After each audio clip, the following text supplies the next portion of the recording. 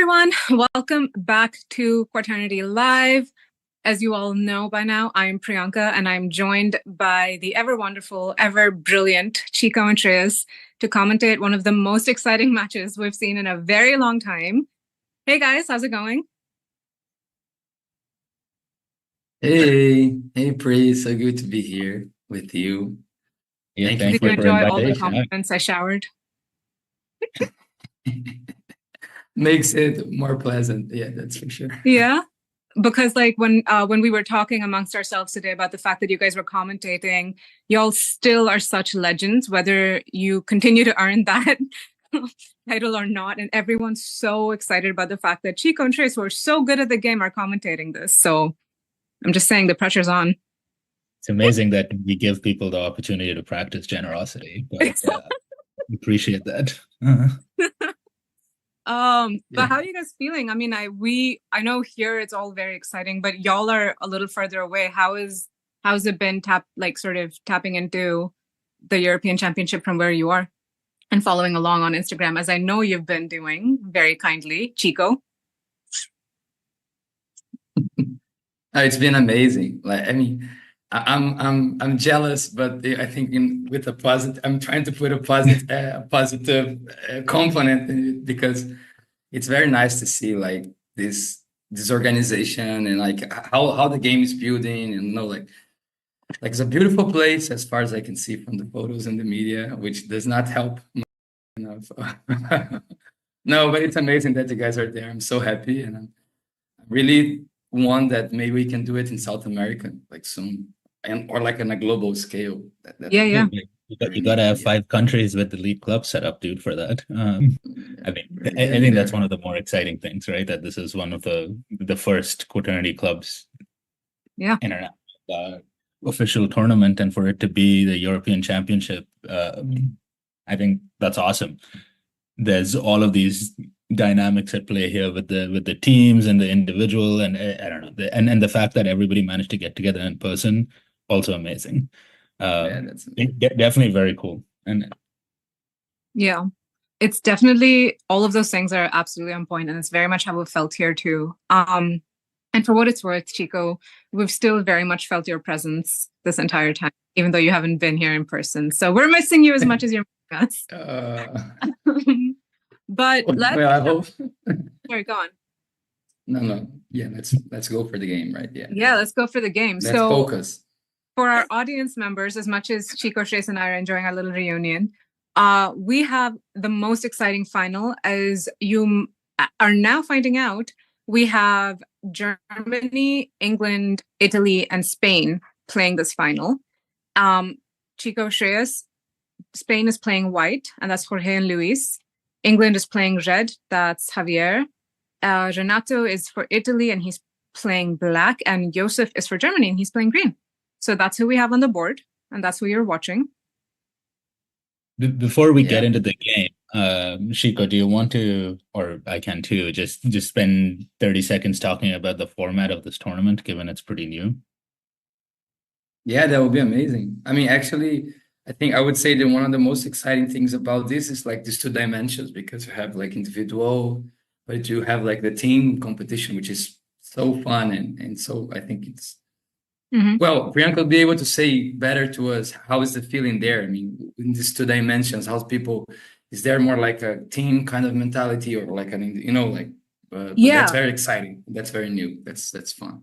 That's a good point. And actually it works out well, weirdly enough, that we talked about who's playing this final, because so folks who sort of tuned into our Instagram yesterday would have seen that Richard was at the top of the leaderboard yesterday, Richard from England. And he sort of, games happened the way they did, and he didn't make the top. And so Javier beat him out. And so Javier is playing this final.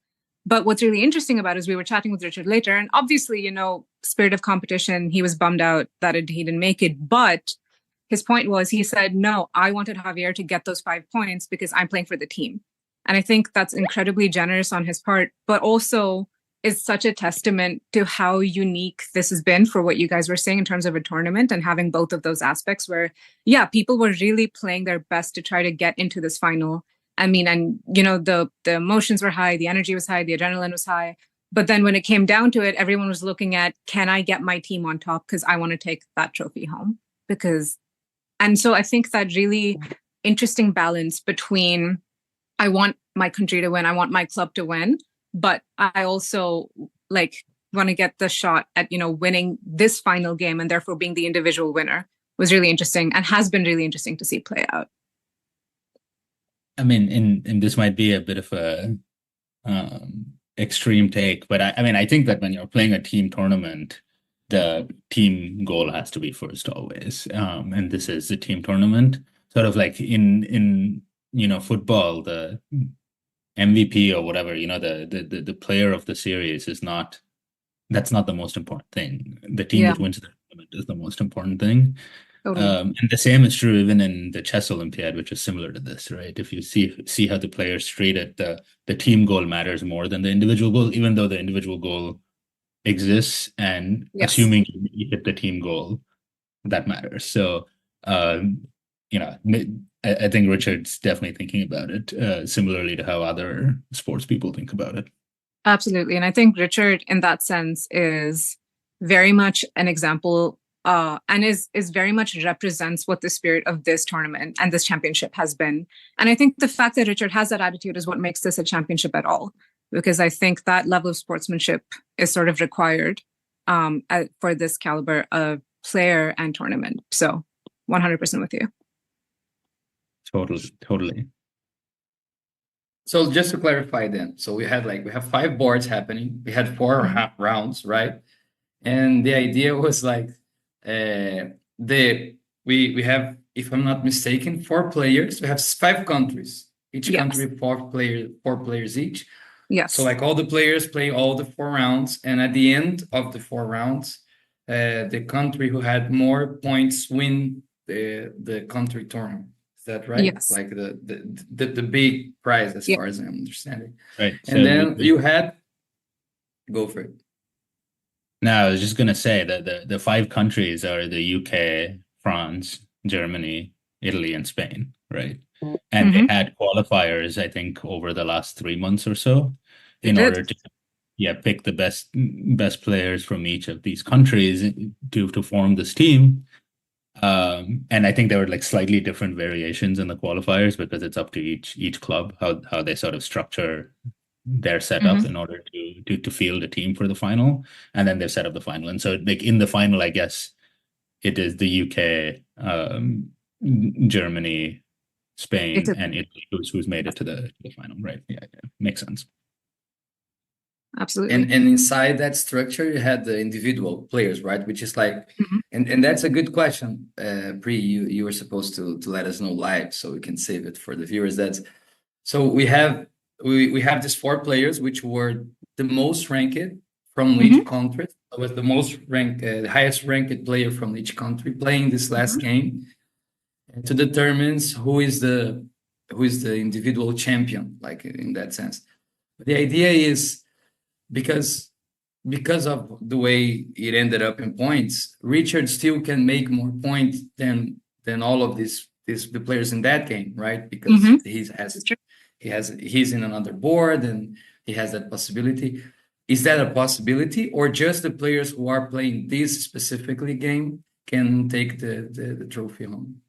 So it's a great question. So Richard can still, just as he has till now, continue to support his team. And the points that he wins in his match will continue to support UK's overall score. But Richard can no longer take home the individual champion trophy. That can only be won by Javier. However, it's a fair point that oftentimes in tournaments, it comes down to points, right? And that's an important part of the Quaternity structure, game structure as well in these settings. And so how those points matter is that, let's say 2 of these players tie, and they have 2 points each, then whoever has the higher number of points will win the individual championship. So that's how the points. But Richard, unfortunately, will not get the chance to be individual winner anymore. Yeah, it's a shame. Yeah, my puzzle room teammate, but anyway, it's true. But he really has. He's won. This is going to be very cheesy, but this is my role here. He's won bigger than everybody for the way he responded to my question earlier today. I was really impressed. And he was so genuine because it's Richard. So I think he's I'm really sure that he rehearsed that for months. Just for that moment. If I don't make it, I'm gonna use that thing so I can, like. I'm kidding, Richard. Oh man. I trust in his honesty. But anyways, should we Let's jump tune into to the game a little bit, and then maybe I should say something in Spanish as far as I understand, right? Or no? No, cool. All right, let's keep that way. So what are you guys seeing on this game, Shreyas? You as the I'm trying to, so also I guess probably worth explaining the setup. Do we have both things streaming right now where we have both the study board and the I see. Okay. So for the audience, what we're trying to do here is to have both a feed of the camera, but of course we recognize that that's a little bit tricky to look at exactly what the position on the board is. And so we have Luis, who is graciously helping us out from Hellens, and he's recreating the position on the board in real time on the engine. And we're also going to share the engine shortly once it catches up to what's on the live stream. So that's how we're going to be commentating on an ongoing basis. So in the meantime, while that study board gets set up, Shiko, I am trying to look at like what's happening, and it looks like it's actually like a pretty open pawn structure from green, which is Germany. And it looks like Javier is pretty tight on defense as he normally is, with the castles and the queen back up against the king and the knight right in front of that. So that's actually like a really, really tight structure at the back there, tighter than normally seen. You can see the study board. Amazing. Okay. So before we jump a little bit into position, Priyanka, do you have anything? I mean, I don't know how to say that in English. In Portuguese, we have a way of saying it that I'm jealous, but like with as I say, with a positive thing, not like a negative. But like I'm so excited that you're there. Maybe that's it. So do you have any comment about the players, like how they got to this final? If you have about their journey in the tournament, like who came as an underdog, who came as I mean, do you have a feeling of what's happening in locations? I think Javier was interesting because yesterday we really thought Richard was going to make the final. All of us did. We were quite certain he was on such a winning streak, and God, he was so happy. So we thought, no, my heart really broke today. I can't lie. We love Javier. It happened the same thing with him in Brazil. Sorry, just say, but we had the Brazil tournament this year, and happened the same thing. Like Richard was like almost in the final round, the same thing. He lost points and he didn't get to the final. So, oh my God, no! But that's so unfortunate. But that's okay. He's like, one day when Richard wins, I will be celebrating up there with the rest of them because that man worked so hard. But anyway, so really Richard was, I think, all of us thought, and Richard was a favorite for England. But Javier is also very, very good, and we know that. And he was close behind with that. If he won his board, we knew, and if he won all 5 points on the board, we knew he would go ahead. So this morning was tense in that sense for figuring out who was going to play UK, because we were not sure how it was going to go. And so that was the match that I was most interested in this morning. And actually, just to give you guys a little bit of like insider info, Germany and France were playing him, and they were giving Javier such a fight, incredible fight. They were really giving him a run for his money. And Germany was making some of the most inspired moves I've seen in a while. She was incredible. But then France was running out of time. And so what ended up happening was France decided to go for Germany instead of continuing the attack on England. And then Javier stole checkmate. 5. Yeah. So that happened. Guys, I think we should switch to the board for a bit. Like there is a lot of action that is happening right now. Please go ahead. Do you guys see the study board? So, yep. No. I was asking. Okay. So, so it looks like black has basically taken a red pawn, which is there. Which is a sack, basically. He's sacrificing it because the knight, so he's now lost the pawn. But this opens up the queen, right? The rook queen file, which is the B file, against the two castles that red has. So they're facing off. most likely I would expect white to move their horse up to b7 in order to close that off for a second. But that's an exceptionally open position. And for red, it looks like Germany just moved their green horse in front of their bishop on I3. But before that, the bishops were staring each other down as well, right? This is like an exceptionally open position, especially for a final. Like often finals can be cagey because people are afraid to kick off, but it looks like Renato has actually just pushed. And it's interesting because the knight sacrifice on the C file pawn is actually not super common. I mean, I think because it's a really interesting strategy that Renato has done. Historically, the knight sacrifices go to break the center on the super pawns. And instead, what Renato has observed here is that there was a bunch of material lining up on the B file between red and white, and he has broken that open lead. And that's like a very, very interesting move that he has done. What are your guys' thoughts? Yeah, I love that kind of strategy. I mean, personally speaking, I love when I'm able to do that. I mean, unfortunately, as far as I can see, I think the idea was like, let me try to open a line and open like this line of attack or this like weakness. You see, like I was not expecting that move from Javier, right? But I thought it would, but I think it's very interesting because you put the attention, as I love to say that because I love that about the game. You kind of try to put the attention in that direction, and it's interesting because they are by points supposedly the most favorite players, right? Because they had the most points. Jorge, it's extremely experienced with tournaments, the same as Javier, and I think that was a very interesting move from Renato to try to weaken us then. My guess what happened here, Chico, is that Javier was worried that the would move to take the red bishop on c9, attacking the queen. And that is the reason why Javier sought to simplify the position, because the problem with this kind of thing is that the more complicated the position, the harder it is to think about it. And for better or for worse, Javier lost a bishop, but now the line is closed, which means it's easier to think about what is happening, right? So I can see, now he closed it. I can see it. Yeah, exactly. Which he kind of gets control of that line, right? Because if he doesn't move the bishop, then nothing changes, right? Yeah, exactly right.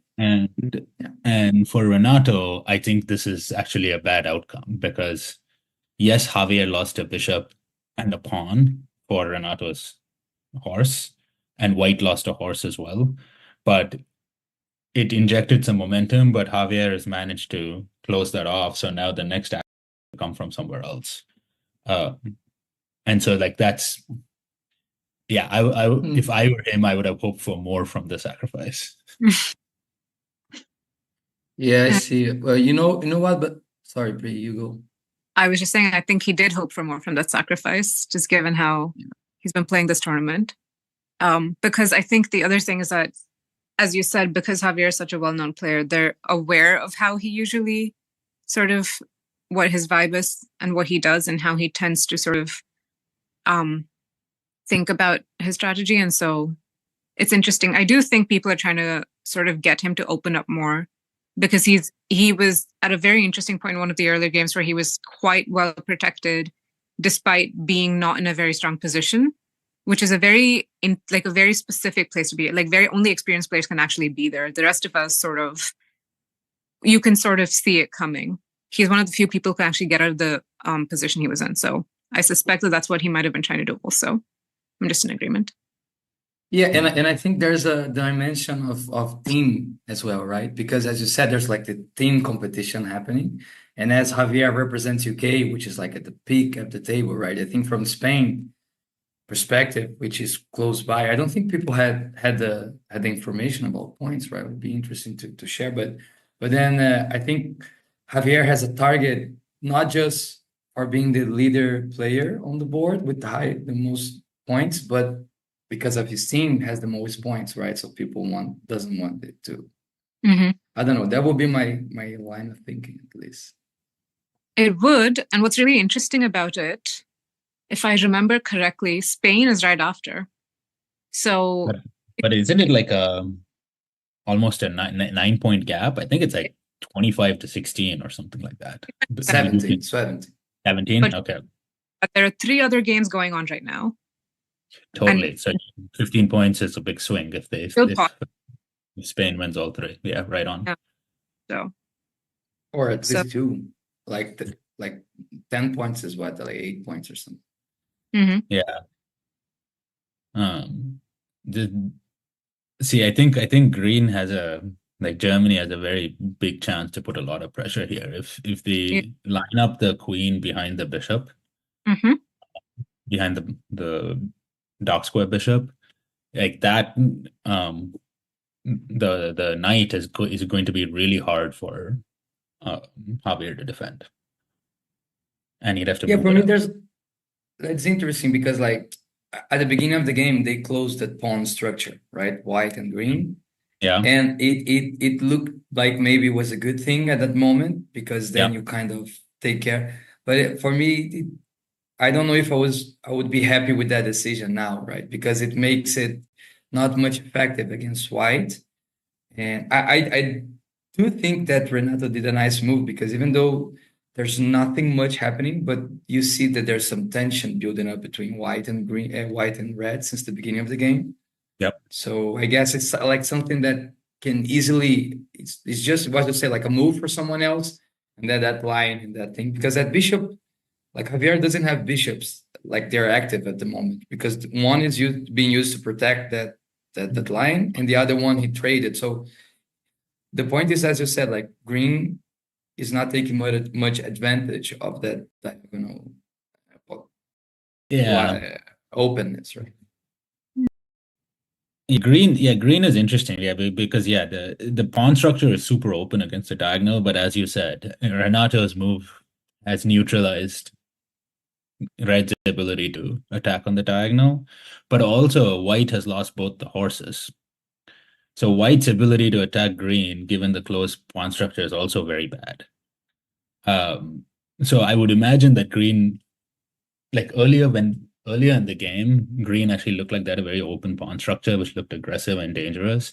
But now, I don't know, Shiko. I think that if Green, because Green still has the horses and White does not, if Green actually does want to attack White, it is possible for them to do it it'll probably take 3 or 4 moves, right? Like some of them they've already done in order to reorient the J2 horse. Um, I think there's interesting moves they can do that can put a bunch of pressure, but it's going to take a lot of reorientation, and I don't know whether they want to do that. Oh, I see it. I was looking at the study board. Sorry, guys. That's a little bit delayed. Can I say that like it's also worth mentioning that white and red don't have their queens on the main diagonal as their king, which is quite an open decision to make usually when you're playing. But if you look at black and green, their queens are on the same diagonal as their king, which sometimes communicates that they're occupying a more defensive role than an attacking one, right? Totally. I mean, yeah, because they don't have the queen behind a bishop, right? That's like the fundamental thing about usually when in the middle game or early middle game, when the queen is off the primary diagonal, it's usually because it's backing up a bishop. Which and the moment you have the queen behind a bishop, now that bishop is a threat. Is a threat for the diagonal. And so I totally agree. I think the reality here is that after that initial, like fairly inspired move by Renato, people are like waiting a little bit to see where things settle. Yeah, it's a final, right? So everything happens in a different tempo. Yeah. But I mean, look at this. Like, if I don't know how much more appetite Renato has to be aggressive and take risks, but if he moves his horse to G12, the E11 red pawn is like, it's a hard that pawn is weak because it is defended by the red square bishop, but that red square bishop is needed for other things as well. Look, that was a mistake. I mean, look at the study board. Red just moved the castle. Is that happening in the board as well? This is a mistake. Just offered the trade of queen for a bishop. Wait, really? Wait, what? How? In the study board. In the study board. Oh my Is that- God. well, no, No, but I don't see it yeah. on the real one. Oh, there. Yeah, The queen's actually behind the castle. The castle yeah. still.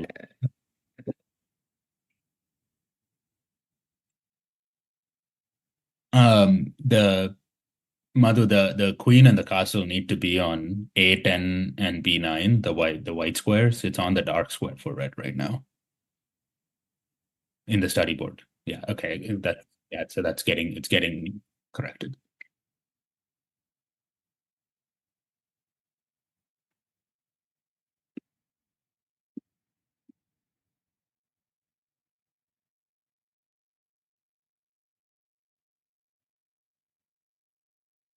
Yeah.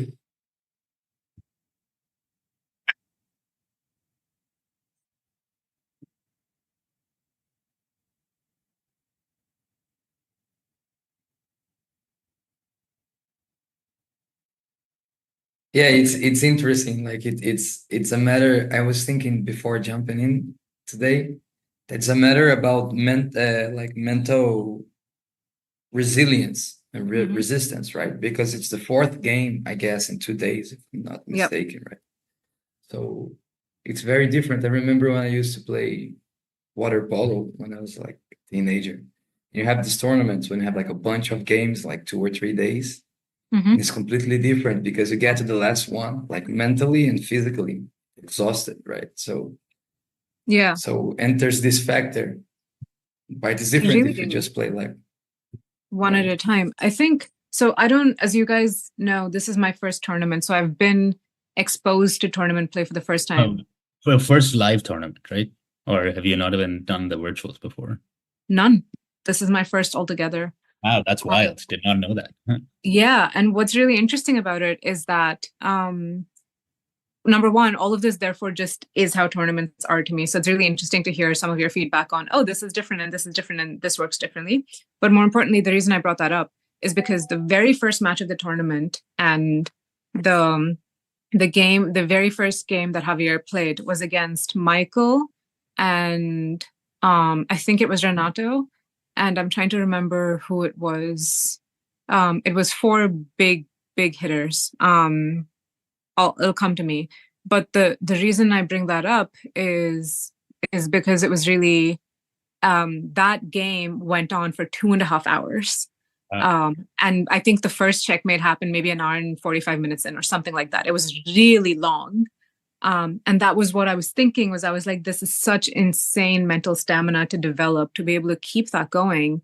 And then have 4 of those. I mean, not all of them have gone up for that, but somehow coming back to this game for a second, like I really don't get the feeling that this game's going to be as long because I think they're all gunning for checkmate. Like I think they're all trying for it. And this one feels like it's going to be faster, I think. I don't know if that's wishful thinking, but I don't think it is. I think that really it's going to be faster. It's definitely active, but it looks like something has happened at the game. They've paused the clock. So I think I'm not sure exactly what happened, but it was on Italy's turn that it appears that they're engaging with the arbiter. Yeah, I guess there was some confusion about whose turn was it. I mean, that's my guess, right? And so they jumped probably someone. I don't know. Yeah, and in a tournament, reminder that the rules are pretty strict. Like I think you get one warning if you make an illegal move of any variety, including when it's not your turn. But I think you do it twice, and then you actually can get disqualified based on the position. Depends on the turn, right? It depends. Depends. I don't know. You played the latest one in Spain, right? And I think the latest one in Spain, you had one warning, but I think it's up to the discretion of the referee. I see. Well, in Brazil, we had a little bit more of room. I don't know how it's working there. That's a good point, actually. How's the referee situation happening? Like each game has a referee. I mean, I need to say, I saw a footage of someone playing a game and during the moves pointing things at the board. And we did a tournament in Brazil, and it was fun how to see. And when we organized this tournament, that was like strictly forbidding, right? Don't point it out. Like I think it was like that. This is why it's not a checkmate kind of situation, right? Someone did a move and was like, "No, it's not a checkmate because that's something." So it's interesting because each tournament its own kind of, and I mean everything. It wasn't as strict in the Spanish tournament that we had recently. I think based on the experience that some of the players had in Brazil, because they felt it was really strict in Brazil, especially with some newer people playing and so on. So I think that, okay, it looks like the game has started again, which is great, without any changes to the position. So my guess is that you were right, Chico. So in Spain, the rule was still the same, but more people were not as strict about, pointing and talking and things like this. I see. Can I ask what happens to the players' pieces if they get disqualified in a tournament? It's like you get resigned. It's like, they become a frozen army. It's identical to you resigning. Gotcha. Yeah, it happened. Sorry, Brig, you say. Just to answer your question really quickly. Typically, please. Things have been quite chilled because Stefan, who is our referee for this tournament, he's the only one. So he obviously can't be everywhere all at once. And in this game, he's very obviously here for this final, which means the other four are expected to be on their best behavior and expected to uphold the standards of being part of the Quaternity community, is how I'm going to frame that. But yeah, so it's been certainly relaxed, but also people have been quite only pointing at things if helpful or if needed. So for example, there was a game this morning where someone tried checkmating with a king, and so the kings were right next to each other, and so they had to call that. But yeah, this game is looking intense to me. Looks what? Sorry. Intense. Currently, things look quite intense at the moment. Yeah, finals can be very, very unique. It's very interesting, right? Yep. No, but I asked that thing about like the moods of the tournament because I think one of the things I really enjoy about like a presential tournament, which is not like a league, which like takes place like in a large window, but it's like a weekend or a week or 5 days, is how the tournament develops its own kind of, like it's almost like its own reality. It's very interesting. Like inside that 5 days, there's a player who's like an underdog and now everyone's favorite, for whatever reason, or someone who is like very experienced and came as a favorite, and like this kind of things that if you're playing online or if you're playing like in a different context, it's different. Look like you're in different. It's cool. I like it. Definitely.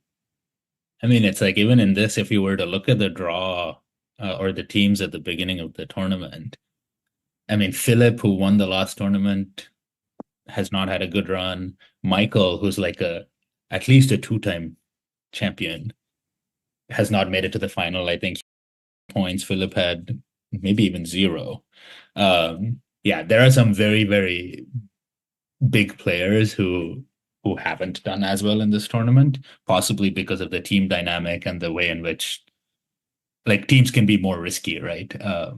Where if you are a lower ranked player, your job on the board may just be to make sure that a strong player doesn't win because you don't expect to get points anyway. But it matters who else wins on the board, right? And so I would be curious if that kind of strategy came into effect here. No, it's very interesting. I was chatting with Michael actually after like his winning streak. Is winning. I lost the word, guys. Sorry, but streak. Thank you. And because everything changes. You say like, well, I don't get away with things so easily when you became a champion, right? And we're sharing experience because when me and Shreyas, we won the tournament, everything changes. Like people expect you become for you Quaternity more, target celebrity. you more. People talk about you for 10 years. They talk about the Yeah. brilliant pairing of Chico and Shreyas. Yes, we know, Chico. Go on. It's easy from the outside. It's easier from the outside, that's for sure. But no, but it's I mean I heard that happens with people who won Oscars at least, right? They say that the Oscar curse. Once you won the Oscar, no one's going to hire you because your value in the market goes really high. So people just say, I mean, it's good for a reason, but then you get like a couple of years without work because I mean, unless you're Meryl Streep, but you know what I'm saying? Like it's like it's Philip just win this tournament, but then you have so much attention that you get to this tournament and everyone wants to destroy you, and it's fun. Yeah, It's interesting balance to the game. definitely. And it's actually what ended up happening to Richard this morning, and it's why he lost. All three of them went for him because he was at the top of the board. Shreyas looks very focused on the game again, so I'm curious what you're thinking. Yeah, I'm back looking at the game. There were a couple of I think we've got the study board back in sync with the main board. I'm just looking at Green's position because I think that Green has an opportunity to really do damage to Red still. But at the same time, I think so. I think the diagonal, if Green lines up the bishop and the queen, I think they can break in, especially depending on what Renato does, right? So Renato is again adventurous with the horse on e6, can go in either direction. But it appears there are no other takers. I think that Renato is willing to sack the horse again if it appears that other people will jump in. Yeah. But Green doesn't seem to be lining up the queen. Green is not. No, I think Green is. I don't know much about Joseph's style because I haven't seen Joseph before. But it's possible that this is Joseph's first final, right? Because I expected Michael to be the highest ranked player from Germany, and so generally when it's your first final, you want to, you're a little bit more nervous about being adventurous, right? And so you're a little bit more conservative in the way you play, which makes sense. I mean, it is. Did you notice let's say a behavior pattern from each team, pre or no? Do I notice a behavior pattern from each team? I do have. Oh, I shouldn't share. My God, I have gossip. I don't know that I have behavior patterns. Oh man. But okay, I won't name names, but I will tell you some of the things that have been said about some of the teams. One team has been complained about intensely because they're very boring and they all copy one good player's style, and everyone's very irritated with them. I see. So this has been going on for a bit. I won't name names. I have a couple of guesses, but we'll talk after, Chico. And then and then another team, I think in general, people have just been surprised at how it's gone with them because they were expecting a lot from them and it hasn't quite turned out the way they thought it would. One team hasn't really been talked about, which also says something. And everyone's just oh man. And everyone's loving to hate on the leading team because why wouldn't you?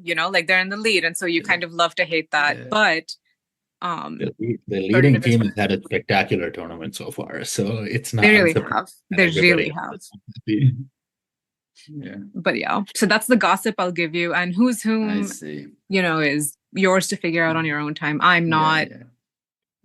We don't do that here. I'm neutral. I'm true neutral.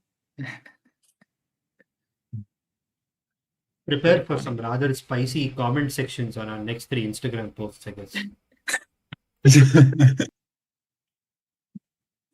No, I mean, look, I don't, whether we disagree or agree is not the point. I'm just saying, there's gossip everywhere. Just passing information, just passing. Well, Quaternity, life as it is, right? I guess that's a nice. But I'm really curious. Go on, sorry. No, just say Renato seems to be changing directions a little bit. That's what I was going to say too. And that's something, yeah. I like that Renato because, well, we don't know if it's from his Italian nature, but he always seems like someone who try to make things happen. You see, and I think that's nice. He's trying, man. It's a tough board right now because Javier, we know. His style of play is like reasonably defensive, and he has lost 2 pieces. So he's with like an open file. Spain has lost is as well. So they're also a little bit more cagey. And I think, and Yosef, I'm not sure what the actual situation is, but well, under attack right now. Yeah, I think you're right. I mean, it's normal that Javier is assuming that position. Like he's in a delicate situation with that open line without bishop. So I must say the position that Javier's in is surprisingly similar, not the same, to what he was in this morning also. Oh, and he's very good at this game. Pawns. Yeah. He's very good at this game. Like, I think him and Anael are the two players that I admire their ability to, like, even in a position that will say, well, he's probably not going to make it. But then he just stand his ground and they make it through. Yeah. And I think something that I said this, I complimented him as well, I think is like, he is a master class in how to handle yourself during a game. He just sits back, he's relaxed, he's focused, and he's so chilled out, and he really doesn't let the stress get to him, and it's quite something to watch, really. Yeah. When he plays the virtual game, he's got the pipe as well. It's very hard to read him when that happens. And obviously in the in-person game, he can't do that. But I think that the reality here is that this is going to break when Renato chooses to push his pawns. Yeah. On either side. That's how this is ultimately going to end up breaking. Because I think it's difficult right now, unless he decides, like, even if he sacrifices the knight in Green's territory, because Javier has no active bishops, as Chico pointed out a while ago, like, it's not like he can join into the attack and things like that, right? So it's a little bit it's a little bit difficult to, like, inject momentum this way. And I think, like, Green is having, as Shreyas pointed out, like, maybe he's not very familiar with finals, so he's like just chilling. And I don't think it's worth, I mean, if I was Renato, I don't think it's worth trading pieces with Green, let's say, because like white, like red is not in position to support you. You don't know, everything can happen, but as far as I can see, in white, I don't see Jorge wanting, like, to expose himself going for Green, like as Javier is. I think Jorge, knowing him and admire him as a player, Jorge is a very efficient player. I think he has I think he has, like, his eyes on red, like, because he knows that in a sense is the player to beat. You know what I'm saying? Like, he had a lot of times he put his bishop on f5, like you see it right now. If you put on f5 and then you threaten the queen and the rook. So for me, that's, like, shows that he's always trying to make people support him in that. It looks like they also switched, by the way. Like, Luis was the driver early on for the first little bit, and it looks like Jorge now is making the moves. So it's possible that they switched once they entered them. Sorry, I'm sure they switched, and it's likely because they had a plan that the opening would be played by Luis, and then once it went into the middle game, that Jorge switches in. Are you saying this because you can see the different hands, or because you're seeing a difference in play style? No, because I see the hands. Play style is harder to tell, right? Because of course I was going to be real impressed with you for a second. Based on that. It's the same team. It's only the play style changes when you're a team. Yeah. Like, when that's an interesting note on, like, how teams interact. Like, when we play, me and Shreyas, I used to move all the time, and I don't remember if because we're playing online mostly, but I had a chat with Jorge and Iago, and it was very interesting. Iago was explaining me that they had, at least with Jorge, they had a lot of this arrangement where the one who is more, like, feels more certainly about the thing is the one who takes the lead, and you kind of notifies the other, I'm gonna do this, I'm gonna do that, and so you give the other the opportunity to but like there's no much conversation. I'm sure that it changes during the game, but like at least at some moments you just take the lead and just go for it. Yeah. Yeah, for sure.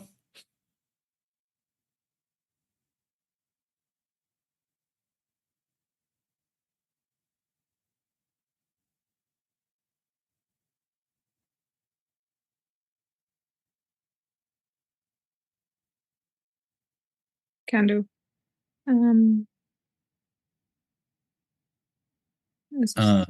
Maybe actually, Madhu, let's do it right now, because I think it is a lot right now. And Madhu, is it possible to switch out the study board for a second for the points table?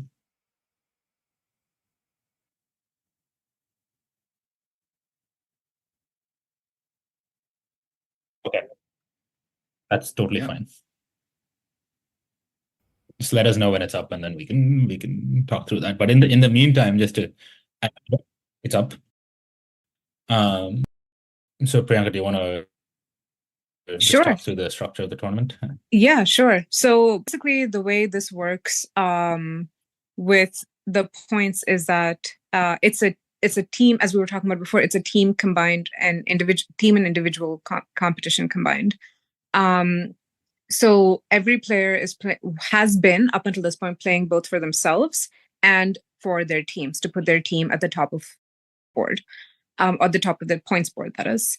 Now, how it's worked is that up until now, there have been 3 rounds. Each round has 4 games.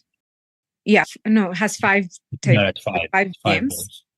And there have been 4 countries, obviously, at each board. So depending on which country has won, that's what sort of decided how many points each country has in total. And then depending on which player has gotten how many points, that board has decided who is playing the match you're watching right now with us. So now what happens is this match is sort of a fun and special match, because whoever wins this match is going to be awarded the individual champion trophy at the end of at the presentation ceremony this evening. However, it is still possible that the person who wins this game is not from the winning country. And that is because every player plays 4 rounds. While this match is happening, there are 3 simultaneous matches happening elsewhere at Hellens Manor. And all of the players are still playing. The entire team is still involved, because even if you can't be the individual champion, you can still make sure that your country is at the top of the board and takes home the Euro champion trophy. Because I think my sort of how I've understood it is that they wanted to make sure that, yes, we definitely celebrate players who, put the effort in and practice and, are perfecting, like sort of working on their game. But we're also really celebrating team spirit and making sure that teams and clubs have the chance to actually participate and have something to take home. And so that's sort of the separation between the two. Do y'all have questions or do you want to jump in? I mean, I guess. Okay, just a quick recap. The way the team structure is that these 5 countries that we went over in Europe, each country fields 4 players each, so that's a total of 20 players who are part of our teams. In some cases, there are people who are participating in the tournament. So there are 4 rounds, and as a result, each round has 5 boards.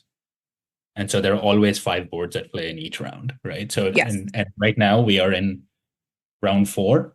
We are currently broadcasting the individual final, which are the highest ranked player from each, or the player with the most points from each team or each country. From the top 4 countries, yes. Which is board 1. And then we have 4 other boards that are simultaneously happening at this point in time. Right? The primary goal, I think, is to crown the team who wins. England, the United Kingdom is in the lead right now with 25 points. Spain is in second with 17. Shiko, do you have the numbers for? I believe that Germany is 3rd, Italy is 4th, and France is 5th right now. Yeah, I can tell you in a minute. That is true. But with that in mind, do we know what is happening with the other games? Great question. We don't actually, because we are very focused on here, and unfortunately, we don't have a correspondent in our other room. Well, hopefully. So we have Germany with 11. We have Italy with 10 points. And we have France at the bottom with 3. So the only person who actually can't come first or only country which can't come first is France. France. Because technically, a country can win 20 points in the final round, right? If all 4 players get 5 points each. But even then, they will not hit 25. You're right. They will not hit 25. But Germany and Italy are still very much in it, as is, of course, Spain. And England's in the lead right now. But to your, yes. Chico, to the point about, and to your question, both of your questions about whether there are correspondents in the other room, while there aren't, if you all want to tune into our Instagram, you will have live updates on the award ceremony, and you will get to see yourself who won and which team won and who was awarded each thing. So you should tune into our Instagram at 7 p.m. UK time to catch the final update on the tournament. That's cool. And you will be hosted by 2 of our players from Italy and France. So it'll be wonderful. Yeah, just enter in Instagram, maybe something. Now, let me see.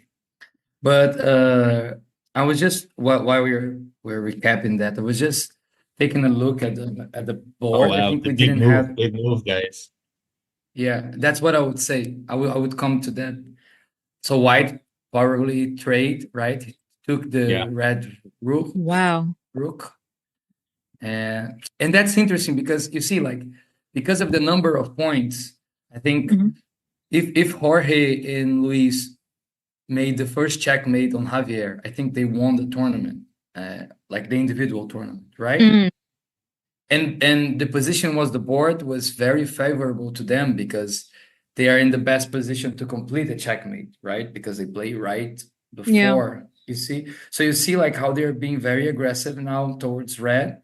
Yes. Because if others join in, and well, you always like hope that someone will help you in that enterprise, right? And then you can make the first checkmate. Jorge is definitely going. Yeah, they're moving up the castle. They opened up the central line, right? And they've moved 1 castle into the open file, which is the D file. I expect to move the second castle, or at least the queen, to back up the first castle soon. And it's okay. Yeah, this is. He's moved the first castle back, and I think he's going to move the second castle up. And yeah. Right. So it definitely, I think you're exactly right, Chico, on that. On noticing the dynamic with the points. Yeah, and now it's a good time for Renato to take the central pawn, because if Jorge if he takes the red central pawn and red eats it, it gives the D line, so white can go all the way up and put red in the check, you see? So it's a very... But is that actually a good idea for Renato to do, given he needs the first mate. If he gives white the first mate, it's done. Yeah. Right? Well, I think I know it's a very good idea for Jorge to Renato does. I'm thinking as a white player. I mean, I'm wishing as a white player, the white team player, right? It's also interesting for what it's worth. I think Javier, red and black have a lot of time. They're like 25, 26 minutes. Oh, wow, let's go. Oh, look at big that. Move, big move. Ooh. But see, this is the thing. Renato is I think alive to the challenge. Wow. But then how? What does he think? I mean, the question is green going to take the F3 pawn? Yeah, the help. Because white isn't checked. So. But do you think they would trade? Well, yeah, that's true, because then you could take the rook in the next move. You can take the rook. You can. I mean, that's a strong move. But green did not. Yeah, very frustrating. What a shame. Well, not for white.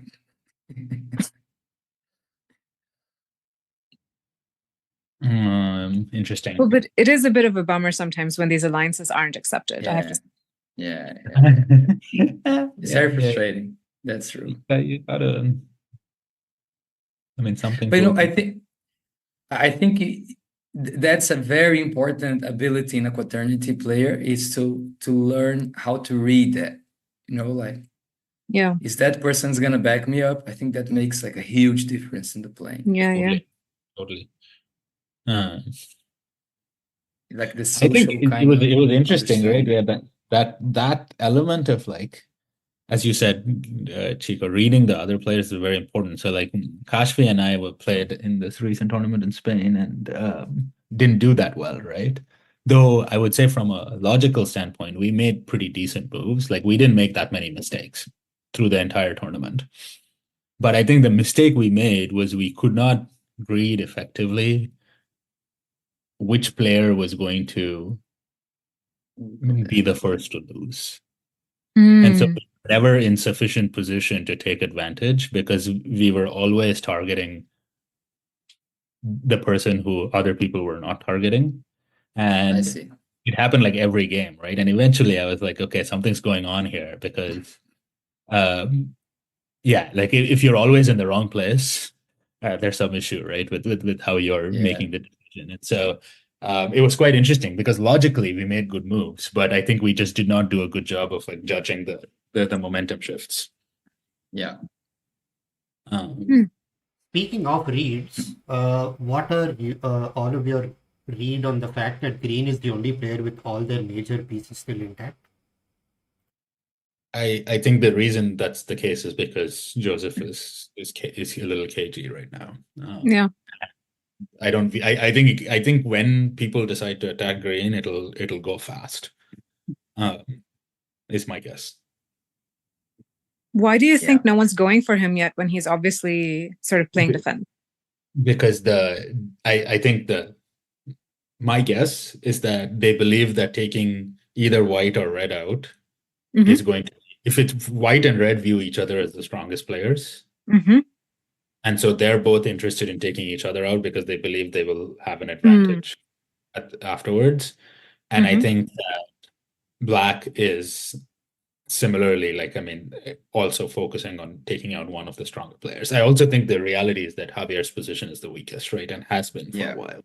Right. Yeah, I think like Javier cannot, he doesn't have power to go for there because he don't have diagonal. Renato, as Shreya said, is to focus on the other two. And I think for Jorge, it's not interesting to attack green at the moment, right? Because you want to deal with Javier. Just, you deal with what is important if it's happening, right? And then, and actually for Jorge, it's amazing because green is playing right before him. And if you have in mind that he's maybe not as experienced, then he always can give you a checkmate. Yeah. Was in the famous video. No chega lá en el mate, Jorge.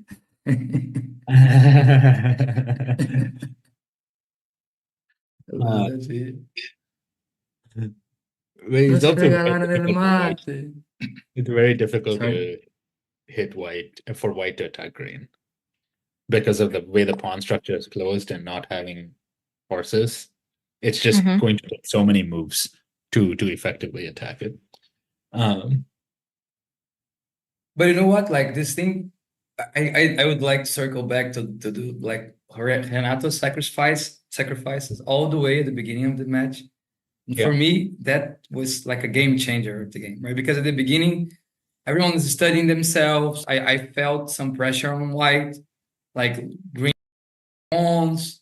Javier, I think a little bit as well, was with red. But I think that sacrifice set the tone for the match, right? And I think the game never left that moment, which was like, whoa, there's some tension between white and red. And, like in everything after that kind of gravitates around that kind of, like moment. And so it's always a guess. Sometimes you are not successful, but that's why I love that kind of moves, right? You have to have the clarity to see it at the moment, and it can impact the whole outcome of the game. I'm sorry, white is proposing an exchange of queens? They're not proposing an exchange of queens. White does not believe that black will take it. They're just lining everything up to go in. Like, they're probably going to go plant. What they want to do is plant the white queen on D8. Oh yeah. right? So Renato's moved it off. Mm. It appears off the exchange line. So yeah, no, I think that was just confidence that people are not going to trade. Oh, do you think they are hoping like to put the queen on e7 and then hoping that green would like put the bishop threatening the queen and actually would back up a checkmate on a11? That No, happened. It happened. E8, right? I think it's E8, not E7. E8, E8 or D8, sorry, A, B, C, D. D8 is Yeah. Mm. Yeah, but no, Javier it's sorry. is Yeah. smart to the risk. He's moved his castle back to protect. Yeah.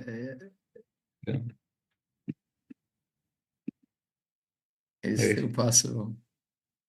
See, but that's the kind of thing where you want to protect for other people's mistakes as well. You can't just assume that they make a mistake. Ooh, that's exciting. Yeah, this is a pretty tense situation, to be honest. It's like Wow. Oof, I would not want to be in the room right now. Yeah, I would love to be white in that room. Oh. Because green has got their queen in position to jump in as well. Yeah. Yeah, and it's also quite unfortunate that Javier basically can't move his bishop to a useful square. If you notice, it's been there since maybe the beginning of the game almost. And he basically can't do anything because it's the only thing blocking a pawn from marching up the board. It's a shame. I mean, but I guess he has room now because if white moves, he can take with the castle. I would honestly move the bishop. Yeah. I would move the bishop now for check, potentially, depending on how white moved. What say, Pri? Sorry, I didn't. Well, I just wonder, maybe this is my less experienced thought, but if Javier did move that bishop and white tried to move the pawn, which I don't. Whoa. No, what? I think it's no, yeah. Oh.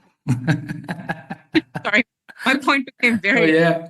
I had the same reaction. Definitely, this translation layer into the study board has added some more. I mean, green has a checkmate, right? Red has to move before, but I think green has a checkmate on a11. Green does have a checkmate right now.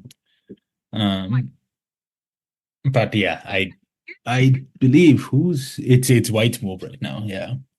So white has the least time, by the way. White has like, I think only it's like 13 minutes or something. Everybody else is in the 20. Yeah, but I think at the point of the game, it's very difficult. I mean, no. 13 minutes is an eternity. Most games are 13 minutes, right? I mean, it's not a serious thing, but it could become an issue in like 45 minutes. No, I mean tomorrow. No. Right? Oh are you telling me we're going to be? Big move, guys. Big move again. Well, I mean, what Javier would do? Oh, I knew it. He would do it. Amazing. But why didn't he just? But he now gave the checkmate. He gave the checkmate. He gave the checkmate. He gave the checkmate. I knew it. I knew he would because do it. He doesn't want to give them the. Oh no, but Renato blocked it. Oh. Let's go. This is. Oh my god! This is absolutely incredible. So what happened there was that white tried to participate, and Javier decided that he was much more comfortable giving the checkmate to green than to white, because white's in first place and they're competitive, right? And also Spain is the closest team. And so he decided he was more comfortable checkmating himself than giving white the opportunity. Oh my god. And then Renato had to potentially sacrifice his bishop, which it appears he did. It didn't end up happening, right? But Renato blocked the checkmate. It's just incredible. It was fun because it was like before he moved it, you could see in the video that he was like complaining in a very. He was like gesturing, was like, no. I wonder why he was complaining. Yeah. Because at the end of the day, he's done well here. He just got rid of a castle for free. No, yeah, but it was like, like that's what's interesting because when you're in the game, it's such a dynamic that you can see as objectively, but you just Yeah. get like, come on, dude, don't do it, this kind of stuff. I mean, yeah, it's interesting. It's interesting. I wonder whether the attack can switch to black pretty quickly now. That would be interesting. You mean the attack on or the attack from? On. Okay. I wonder whether it can. Yeah. Okay, but tell me I can see something. it happen.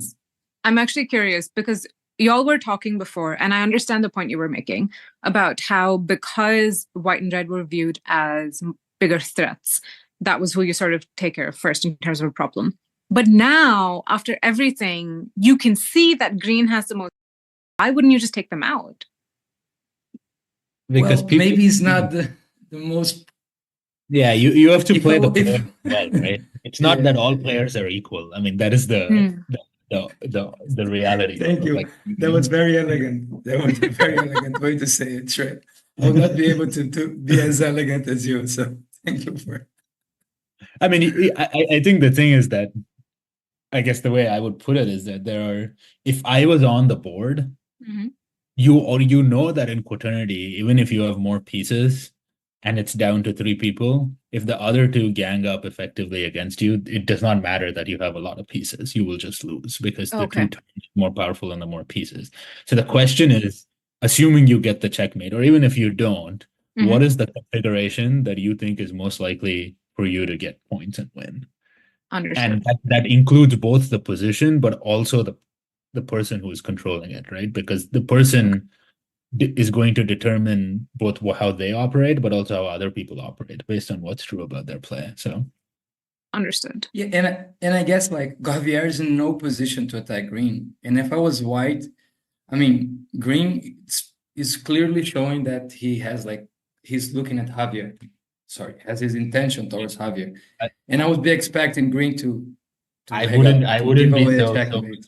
I wouldn't be so quick, dude. I think that there is a chance that there goes red bishop to C11, queen to D10, and then a checkmate. I think it is possible. I think it's possible that green misses something like that. Yeah, you're right. Right. I mean, not anymore for now. But like the thing is that Javier is now moving his bishop, which means that the moment he brings his bishop back into play on the diagonal, it's possible. And this is the kind of thing which Javier is actually very good at. This is true. In the right place at the right time. This is very, but I guess this is kind of like a sniper. You don't. It's like you don't show it before the time comes. You know what I'm saying? Like it's different if you start to put attention towards like. Yeah. But I agree with you. Javier is very good at it, and it's very annoying. Wow. Joseph is in the game. Ooh. Javier must not be happy. Yeah.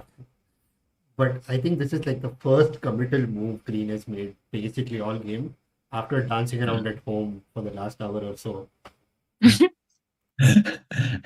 But you see, like if you're white, I would be very happy with that move. I was like, I mean, it makes sense for other people given the United Kingdom's in the lead, right? But yeah, I agree. I think for white, this is fantastic. Yeah, I don't know what you would do though. I would just leave. I mean, I think there's nothing to do for red. Yeah. I think they just hang out. Yeah. If anything, I might move the bishop onto the major diagonal, attacking the green castle, and then move it back. Yeah, that was one. Oh of wow, the this is possibilities. I would not have expected that. I would have left my horse. But it's cool. I think it's an interesting move because it attacks the green. Bishop.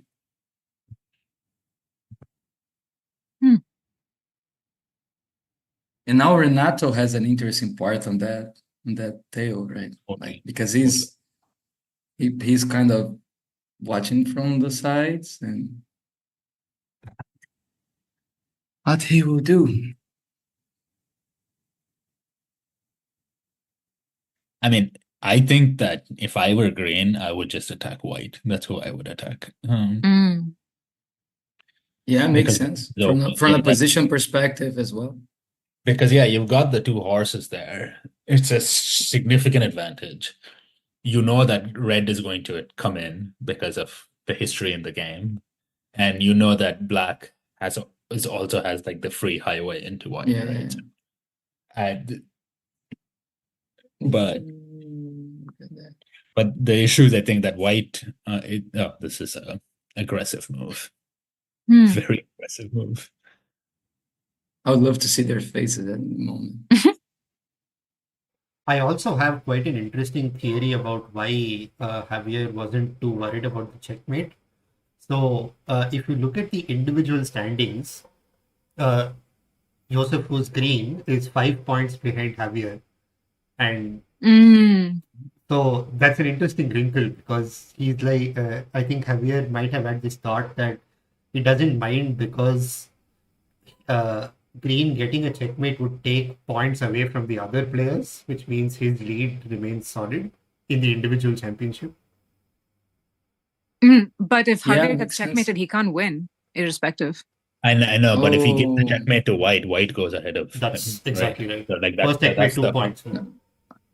No. But what Priyanka is saying, and that was I forgot too, is that like the result of this game defines the champion. You just use the score if you have a tie. It really? only matters if they're tied. Only if they're tied, we think about points. Oh, okay. But I mean, I think that's still the case, right? Because if white wins the checkmate, then white wins, and so it's actually better that, like, if the option is white checkmates me or green checkmates me, it's better that green checkmates me, and then I hope that white gets checkmated by somebody else.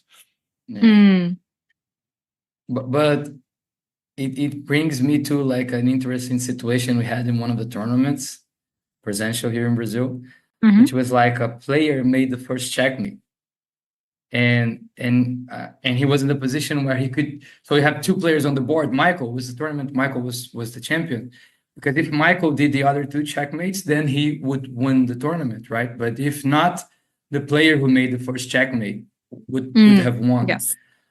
But he was in a position to be checkmated by the other player, not from Michael, and he defended it. But if he hadn't defended it, then Oh my he would God, be guys, look at this. Yeah, it's crazy. yeah. Just crazy. say, you know what?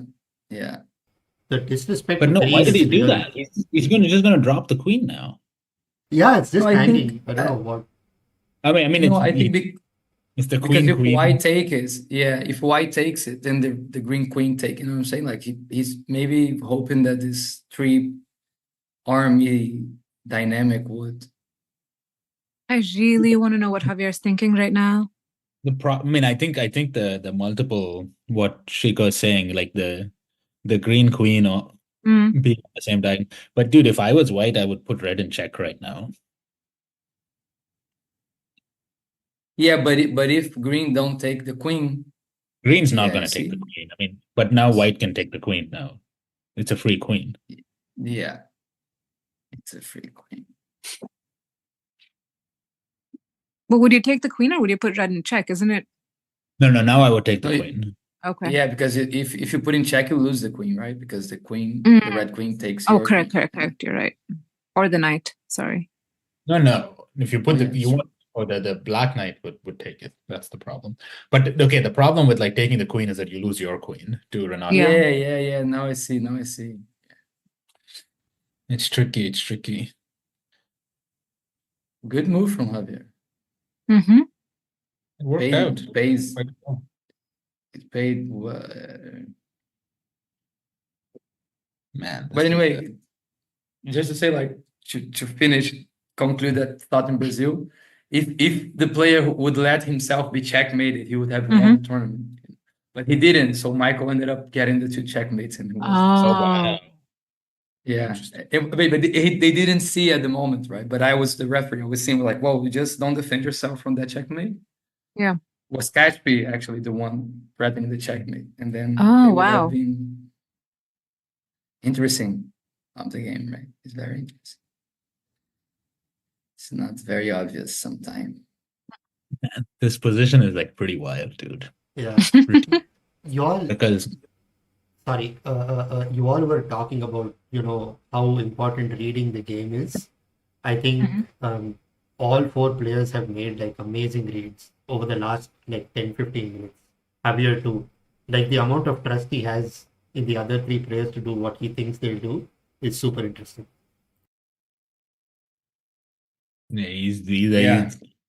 he's absolutely killing it right now. I mean, there's a reason he's Javier, honestly. He's the one to move, right? Yes, it is his turn. But Renato saved him. Like Renato. It's fantastic play. But I mean, it makes sense. Yeah. Renato has been trying to go after white for a while, right? He didn't get support from green, but there are a couple of times that he's tried. So it makes sense to me that he would go for it because I think he's in the worst position to checkmate Javier. But Right. honestly, if I were Renato, I would push my central pawn towards green, open up the two castles, and just go in. Yeah. Oh, okay. That's what Yeah. you do right now, right? Okay, I see what you're saying. Yeah.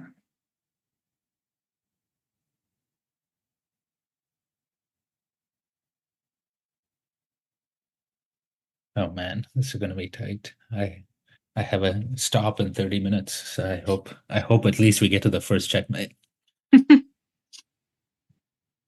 I wonder if this is Again. going to be a replay of that first game I was telling you both about, where it was 2.5 hour game and all three checkmates happened within the last 15, 20 minutes or something like that. It was something to that effect. I'm not I don't exactly. know whether it's going to be like that. I mean, to be fair, it's already been an hour and 20 minutes on this game, something like that. Um, I think that there's a good chance that there's the first mate in the next 30 minutes. I think it's possible. Yeah. Uh, No, but I do you think do you not think it's possible that the next two will fall quickly after? it could. It could. It could. It depends on who gets mated, I think. yeah. That's fair. Yeah, because like if Javier or Jorge are the ones, or Jorge Luis are the ones to do the first checkmate, then kind of the individual final, it's like it's settled. Decided. Yeah. Especially like if Javier mates white or white mates red, then it's like the Yeah. kind of done, and because of the points, the end, the game has like takes a different. It's very just when that happens in tournaments, right? When it's the mate happens and then kind of it's done. Yeah, but if it takes 40 minutes for the next mate to happen, it will be it'll be another even if the next two mates happen quickly, it'll end up being a 2.5 hour game. So we're close.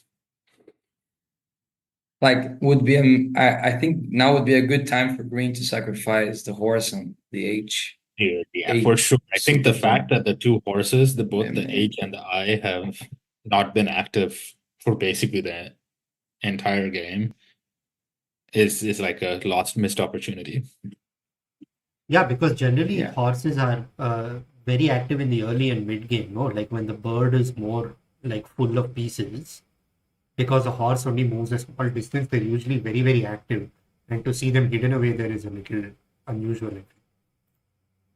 The horse has the advantage that because they can jump over pieces, they can move. You can switch directions and so on much faster with horses, but you need to have them in an advanced position. Like these two horses, it's going to take 3-4 moves to get to any place that's attacking, right? Which is, I think, the problem for green, because it's a very big investment in number of moves. All right, Jorge, white is relentless, man. You're not going to go back in again for D11 check. Yeah.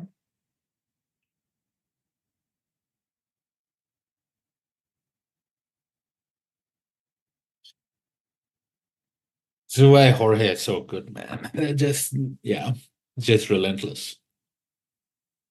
Well, I mean, I love to watch the games with Jorge and Anael because that's an interesting dynamic, right? Yeah. Because I guess like Jorge is having a lot of space. I mean, he's an amazing player. But I was saying that's like Green is giving him so much space to do that. Look at his position. He's like so open. If Green had put his horse on F4, it would take a couple of moves, but that would like limit Jorge's move so much, right? You see, I like mean, horse goes to F4, and then you threaten a rook, and then you threaten a pawn. You I, you I think threaten the black e6 also is house. missing. Green we know, right? But like because I think green has less experience, but like black should keep keep the white diagonal open, light square diagonal open, and put the queen on it without the horse in front, so they can come in and put white in check to prevent a checkmate if that ends up being an opportunity and things like that. And I think black is playing a little bit more like while the play with the horses has been brilliant. I think the rest of the position it just takes a couple of more, like one or two too many moves to get in when needed. Yeah, I guess like there's like for me a mental element as well because Oh the more wow! look there's a Oh wow! It was okay, that hanging, was a mistake. so it makes Yeah, sense. Of all directions they're to getting go, I didn't tired, think dude. that was the one. But it was a free piece though, Yeah, so Fair enough. people are getting and then you start to getting tired, right? That's why. yeah.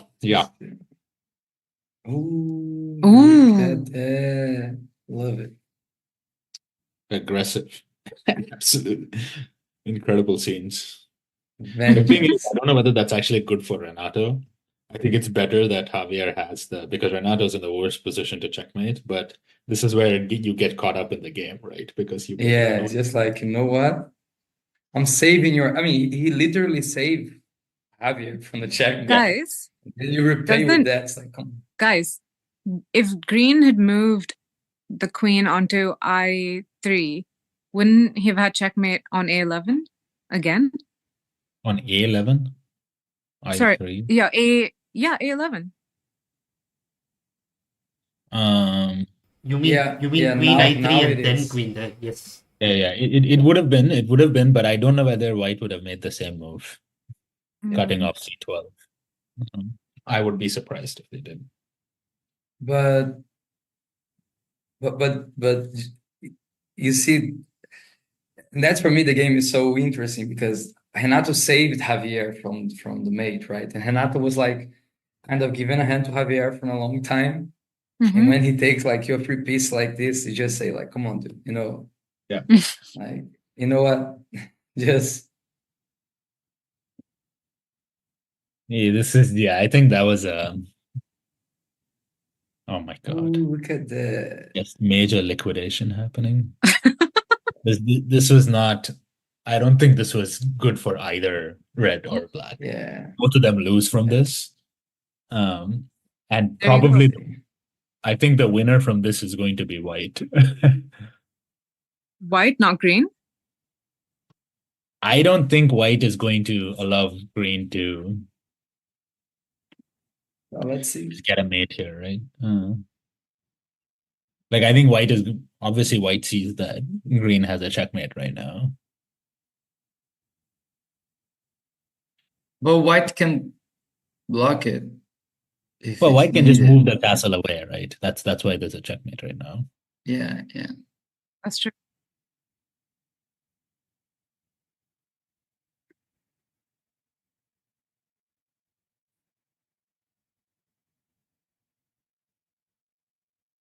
Interesting.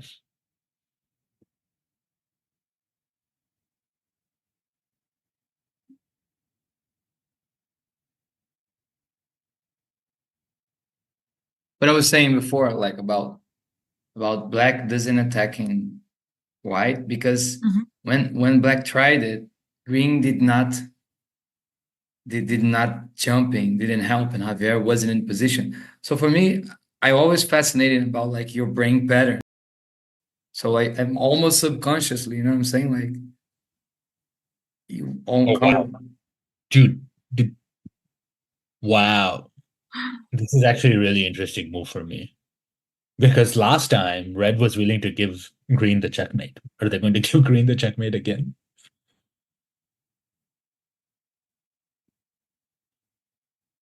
I mean, what was the point of that move? I mean, red, what is the point of that move? It's because what I think he's expecting Javier to do is probably move the queen back to A10. Yeah, but I mean, Or what does this bishop do?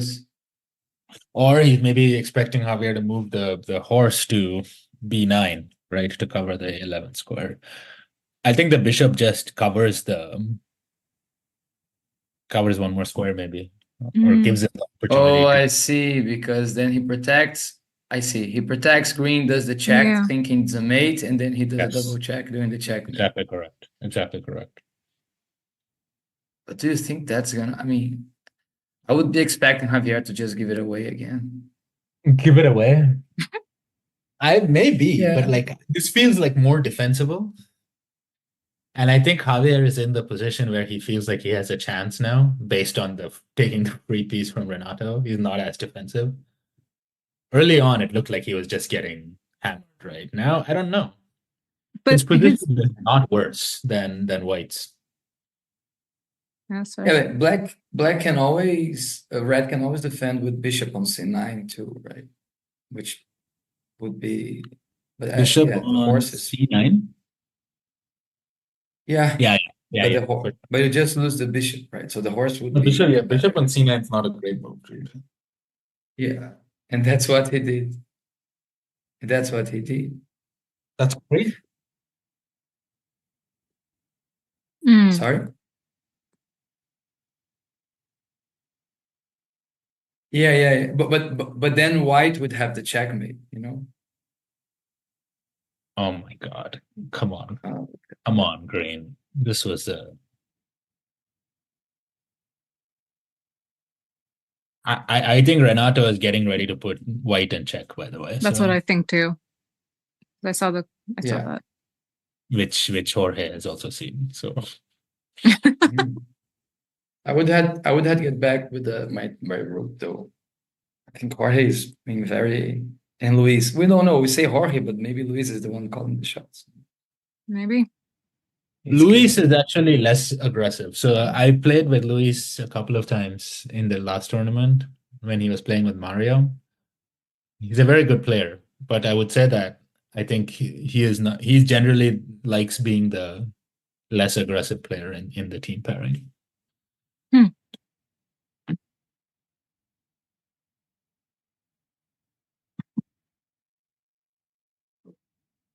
Now that moment that Renato deeply regrets that the loss of his white bishop, right? He regrets the loss of the bishop, and he regrets the fact Yeah. that he now like made the pawn structure so that it's impossible for him to attack red. Yeah. Yeah. Oof. It's a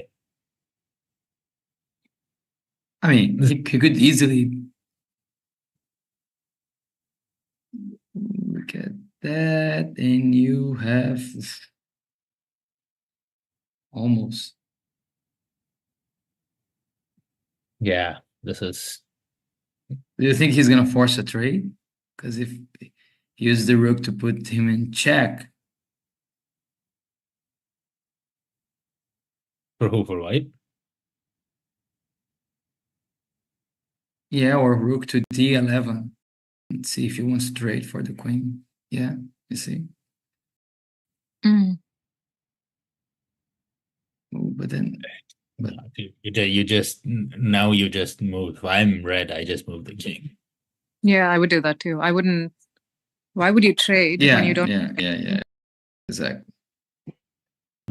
But I think it gets to a mental game, and he probably gonna lose his bishop because green can take it for free now.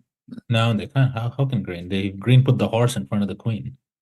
No, but look, the bishop on k3. The other bishop, the white bishop. Oh, I see. But it Green, was sure. either the rook or the bishop, right? So Yeah. that seems very Iago-ish for me, like this kind of strategy, right? A lot of confidence on your chess skills to checkmate, even with few pieces, which I admire really much.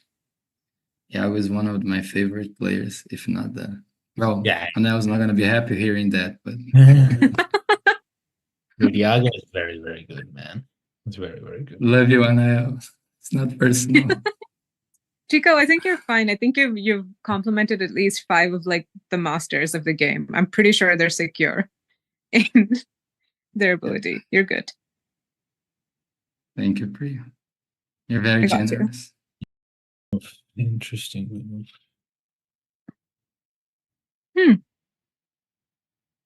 Do either. Oh, so now Javier trusts Green to take the bishop so that 100%. the rook has to go. 100%. Very Javier is interesting. crushing. Javier is crushing it right Perfect, now. perfect. This is What a read. actually, That's awesome.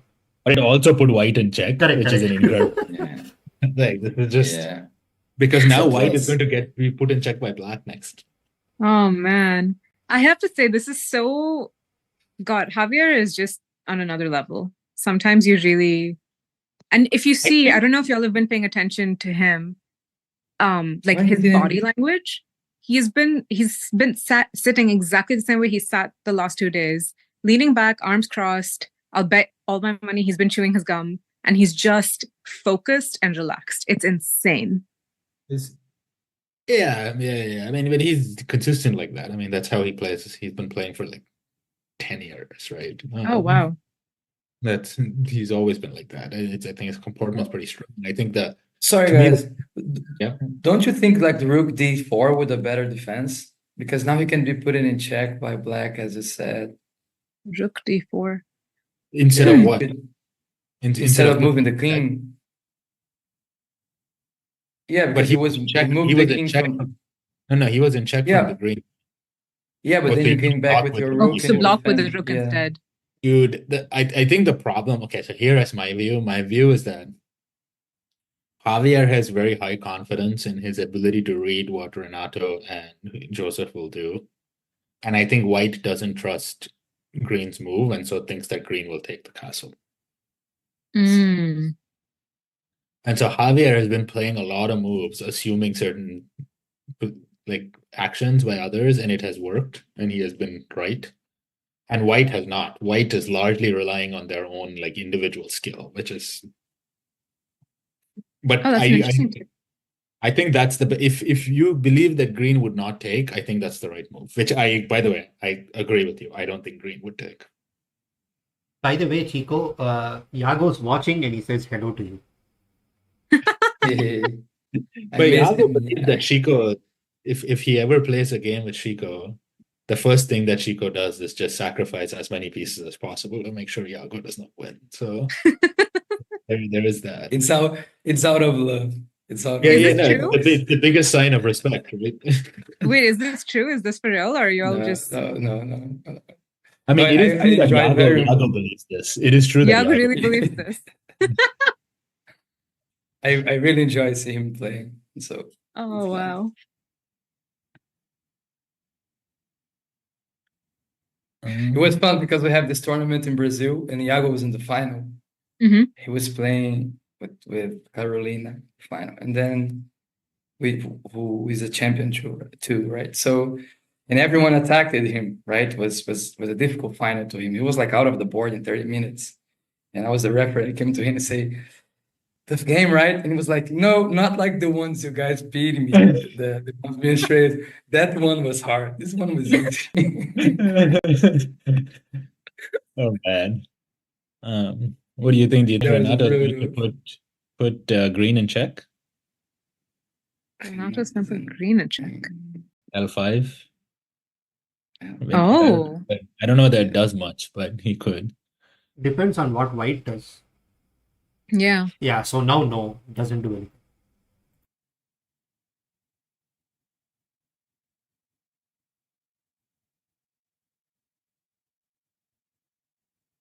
Oh no.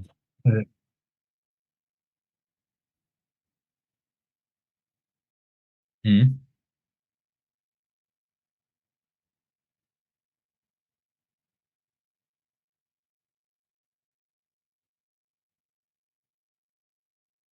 Yeah, totally. Okay. Perfect. Perfect. It seems like, like if green removes the bishop, then black can take the c7 pawn on the next move. That would be like a sweet, very interesting. You see? Gee, what if green sacks the bishop by taking black's I9 pawn? No, I mean just move it back. Just go to I don't know, I5 or go to another. It has like a free pawn, c7. You see what I'm saying? Yeah, I do. By the way, Yago correctly spotted. Never mind. What he had just said was that the knight on h4 was hanging. Mm. Oh yeah, that was this Bishop is takes, correct. no? That was absolutely right. But I mean, again, I know it was hanging, but I'm not sure that taking that was the right call for either of the two parties involved.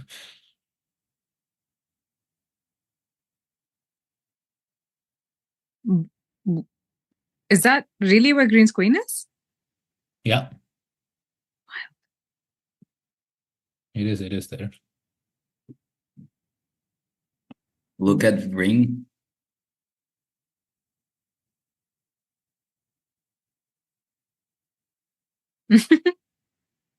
I mean, if black, that's okay if black gives check. No,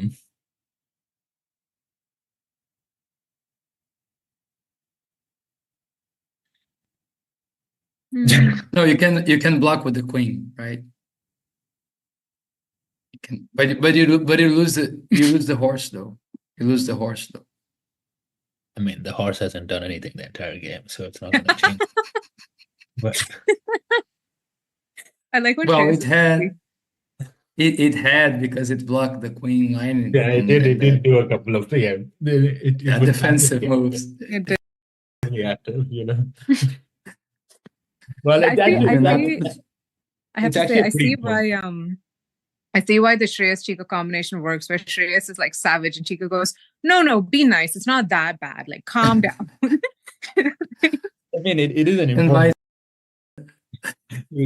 because if a piece vacates a square, the square, yeah, it changes it. It's not just what the piece does, but just occupying a square matters. And so it's like never true that a piece is not doing anything, right? But yeah. But that's on camera, Pri. Actually, when we're in privacy, we'll chat after. We have a lot to discuss. We just improve at each other's assassinate, Oh man. Ooh, what is going on?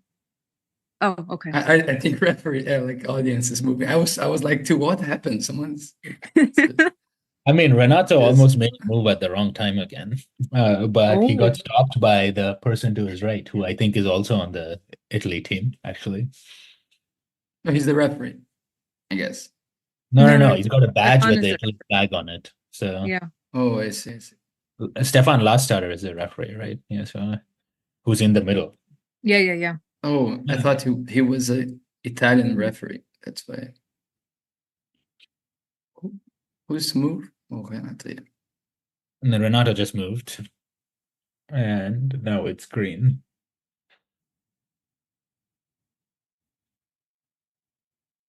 But I can see what you're saying, Shreyas. I can see a checkmate happening on green before than everyone else. Yeah, I think it's possible. Yeah, that's such a. Oh, look at that! It's such an interesting dynamic. Go, Pri. You go. I was wondering who you think is actually going to get it. Well, I guess it's most likely Javier does it. But that's what I was thinking too. But I'm just trying to figure out how. But if Javier does do it, it would be, again, very much what you guys were saying before, of that gift he has of being at the right place at the right time. Yeah. Right now, it doesn't look like I will be here, but I have 15 more minutes before I have to leave, right? This is my guess, though, of what happens. My guess is that Renato puts green in check at some point, and green moves to a position where where Javier is able to mate, but white is not. And Javier gets the mate. Wow. That's my guess. It's completely random. That's Come on, guys, give Shreyas the joy of seeing the first mate. no, I guess that's it always amazed me how people like you see like don't go all the way through with things sometimes. You know what I'm saying? Like you get scared and you stop. And then I don't know, I just felt it happened in this game, right? Like if like if green and white especially had a little bit more, the checkmate would have happened, right? But something I don't know. Don't know if I can explain myself No, well, but yeah, this is not the main, architect of the mate not having happened yet. But look at Green's knights. Like, I literally cannot believe they are still where they are. Look at them. well, G3 is defending possible checkmates on K1 and L2. I mean, you have to give him that. But the other one is like it's completely useless. Or he's like a brilliant genius and we're not at his level of comprehension. We're not, yeah. Well, I mean, the thing is that it is good to have the material because you can bring it back into play at any point. But yeah, I mean, honestly, that's what I would do, right? I mean, I mentioned that earlier in attacking white. Now it's possible that it's a good idea to attack black. Well, actually, I don't know. Javier's pushing his pawn forward, which is kind of interesting, actually. But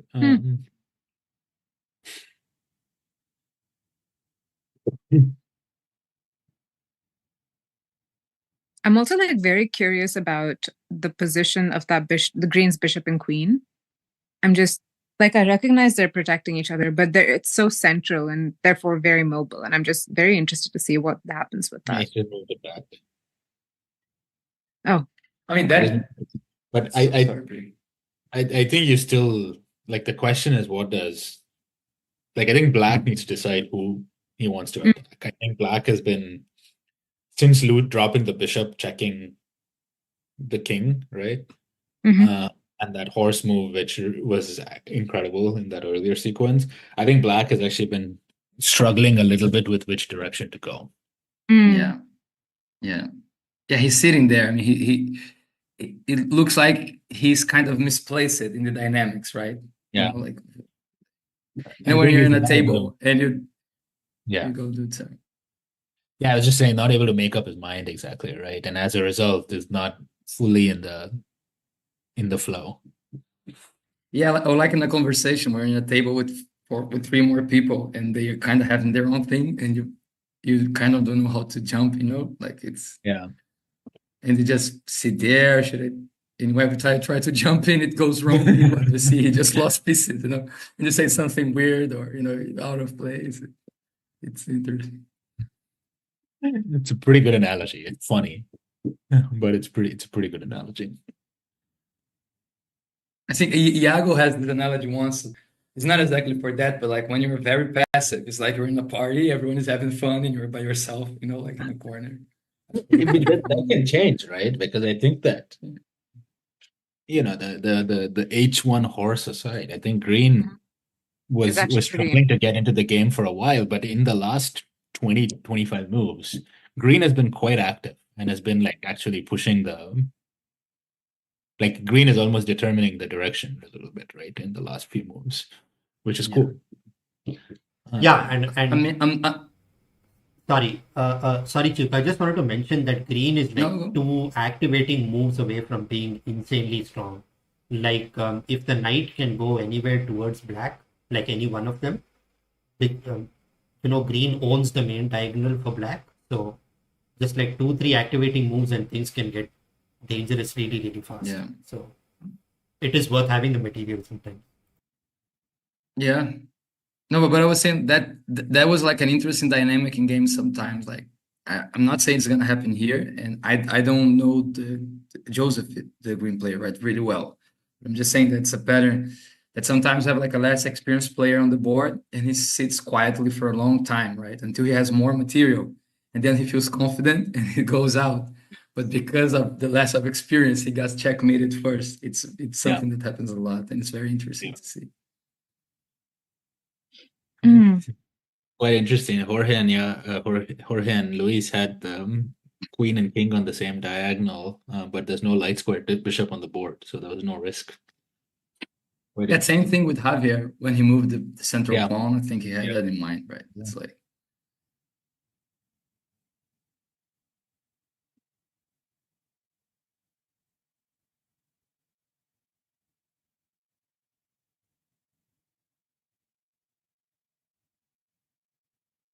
Yeah, man, look at this. Javier is the person who's like pushing the action to which is impressive.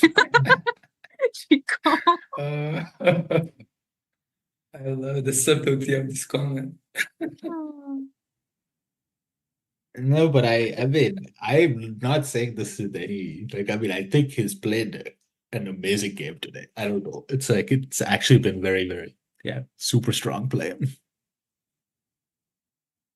No, I mean, truth to be told, he was one who faced the most challenges during the game, right? And he's he's able to dictate the momentum, which is, I think, pretty strong given he has the least material, right? Mm-hmm. Ooh, look at that.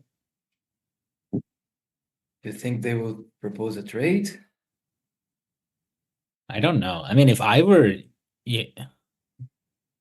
Jorge, honestly, I would take the castle, stick the castle on the b3 square and just push the pawn. Yeah, it's a good. Oh, we are seeing strategy. history repeat itself. Black is proposing check again on the same square as like a few moves ago. Yeah, but it's not gonna go anywhere though.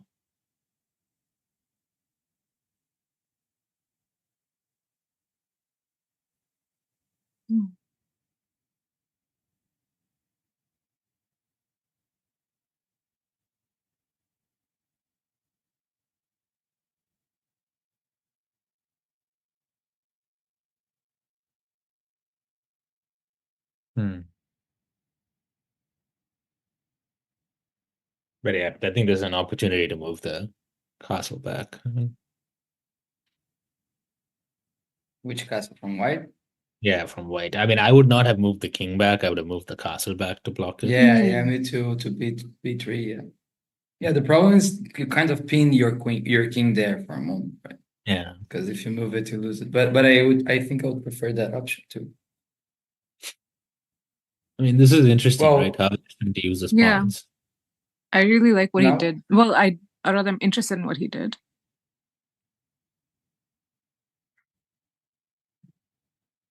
Well, what do? You take that pawn, right?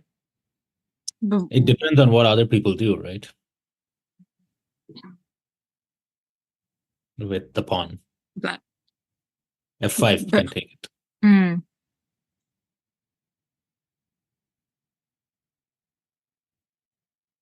Oh, that's right. Oh, right. Yeah, that's true. Oh. Oh, yeah, that's just the study board limitation. Interesting. I see.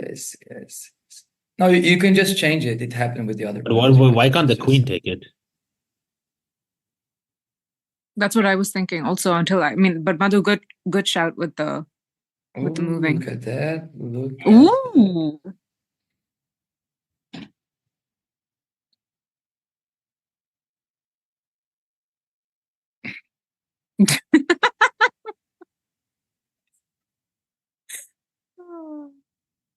Wild. I wonder if Renato knows that the F5 pawn is not a super pawn. Well, Javier's gone for it. Yep. Oh. Why is he trying to open that line? I don't know what, but I'm so in awe of what Javier is doing because he has nothing. He doesn't have a ton left. Yeah, but sometimes it's good to kind of try to put attention away. So you open that line, maybe green get advantage.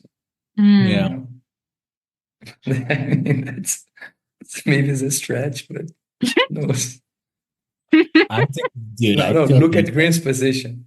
Look at Yeah. that. I mean, he cannot pass like a more clear message that he's not willing to.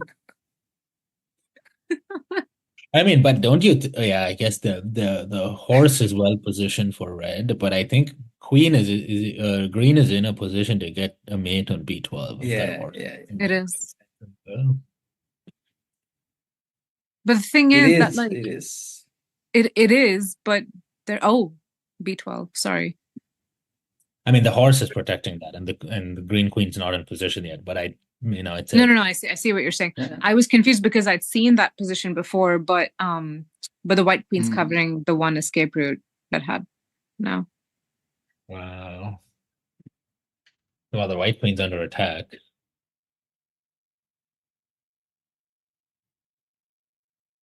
But there's nothing Green can do. Dude, I think this is Well, going to be very difficult for. Green can put white in check on G7, and then white would have to block with the queen in the hopes that it would not.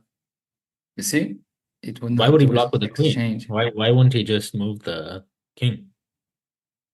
because he would lose the queen to Otherwise, red bishop. yeah. But No, now I it's think it's gone. Well, anyway, because Chico, I see what you were saying, but the one that I sort of thought about with white, so I wonder if green's trying to go in for mate, not just put it in check. And so then if you move the bishop out and then use the rook and the queen and move horizontally instead of going in. Dude, this is a big move. This is a big move because now there are two more people who can go. So Did he give it away? Oh, I see what you're saying. Check to white. Because that's why I would have moved that pawn out. What happens if he puts him in double check here? Where? If like green checks on B4 with the queen. You still have C1, right? Oh, he blocked him, dude. Yeah. This is he blocked it again. Renato I think that was. No, that was a good move from Renato because now, well, actually, white can block with the queen and see what happens over there. Red will trade it, that for sure. Who, Renato? No, not necessarily. Wow, that's an interesting position. Like now, green can take. I agree. Green can just take. I don't know whether green will take though, but it's. But why would they do that if white can also take? Like all three queens are sort of protecting each other, no? No, white can't take. Yeah, white is in check. Oh, I mean, white can block with the queen, right? Yeah, but, which will be. Yeah, see, he didn't do it. He didn't do it. That was an interesting. No, yeah, it is there. Wow, what is that doing there? And you block. Good, I mean, what can you do? Who do you block with? The queen or the castle? With the queen. Otherwise, you just lose your queen. Like it's the only chance you had to maybe. I mean, Javier probably gonna take your queen. I mean, the worst case scenario is Javier takes your queen and black takes the castle and white ended up with nothing. But well, he went. Look at that. I mean, but it's still the same situation. Look, now it's interesting because if red takes it, there's a chance of mate for green, you see?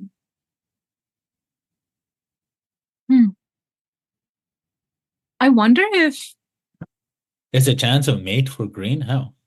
Oh, he took it. Took it. Now, if black doesn't move and green takes the F5 pawn, it's a checkmate. No, but I think black will take the queen. Yeah, black will take the queen. I think so too. Yeah, that's it. Man, white got wrecked. Wow.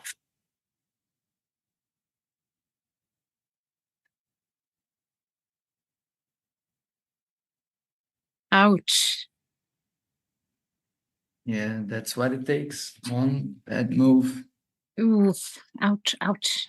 That hurt actually a little bit. You see, actually that move from Javier's pawns were a good move because open that line for. Yeah. Well, I don't know if, but it makes white more vulnerable in that. Man. Brutal.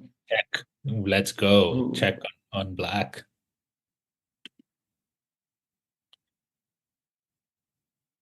What blacks do? I mean, I would block with a castle, right? Mm.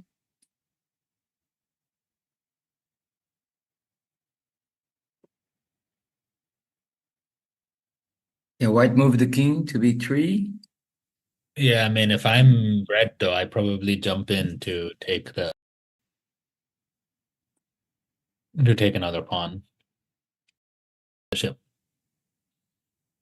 on black. I9. Mm. Yeah, and you open that structure.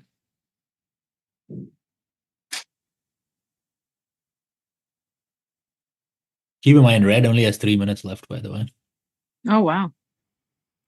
And I think white has like 5. But Yes, I can give an update. White has about 6 minutes, red has 3 minutes, black has 21 minutes, and green has 13. Okay. Wow, 21. Now, do you have any information about the other games? No, right? Madhu, you can text our correspondence group, and there's a couple of people who I think are out of their games, and they can give us a text update if for nothing else. I'll do it. man, Oh, I this think is- there's a little friend who wants to join us in this room, if she can come in. But the door might be heavy. Oh, I think it's like a cat or something. I don't know. It's a dog. It's Kai. oh, I see. Yeah. I thought it was using metaphors to Zoom. It's like there's someone joining the Zoom. Where's the door? That's scenario. This is a really rough time to leave, but I'm gonna have to leave. Yeah. Oh, It's no. actually an exceptional game right now. God, watch the first checkmate happen.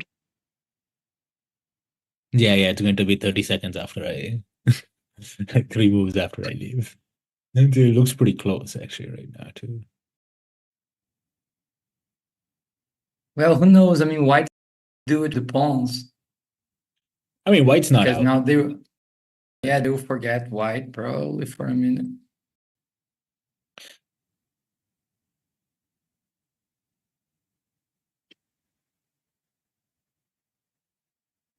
All right, guys. Sadly, I need to leave. So it's been a pleasure. Level Cheers, of thanks for pleasure, joining Manor. us. You've certainly made it much more colorful. Very enjoyable. Highly entertaining game today, I have to say. This was awesome. So Good thanks, to see you, guys. bro. Thanks for coming. Bye-bye. Bye. And then there were 2. I must say, Chico, I really enjoy hearing you and Shreyas analyze and see the board together. It's fun. It's been a minute. I mean, we have done that together. Oh, we do have an update from the other boards. We'll be getting it soon. It's coming in, guys. It's coming in. Yeah, probably the tournament's already done, right? I mean, maybe The the other 3 games are- will be done, yeah. and then we have like points. They'll put together. Yeah, can I also mention that black was in check just now and moved the king, so things are moving again on the board. Mm-hmm. We're still like suffering stress losses. So We are. Oh, okay. Madhu, I'm going to rely on you to give us that update. I just saw it come in.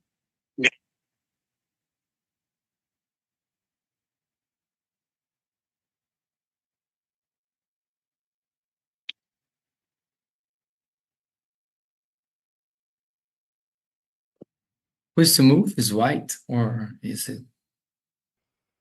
It seems to be green, right? I think it's green because Black. black was Yeah. better. Just move. Okay, it's update time. Can I give some updates?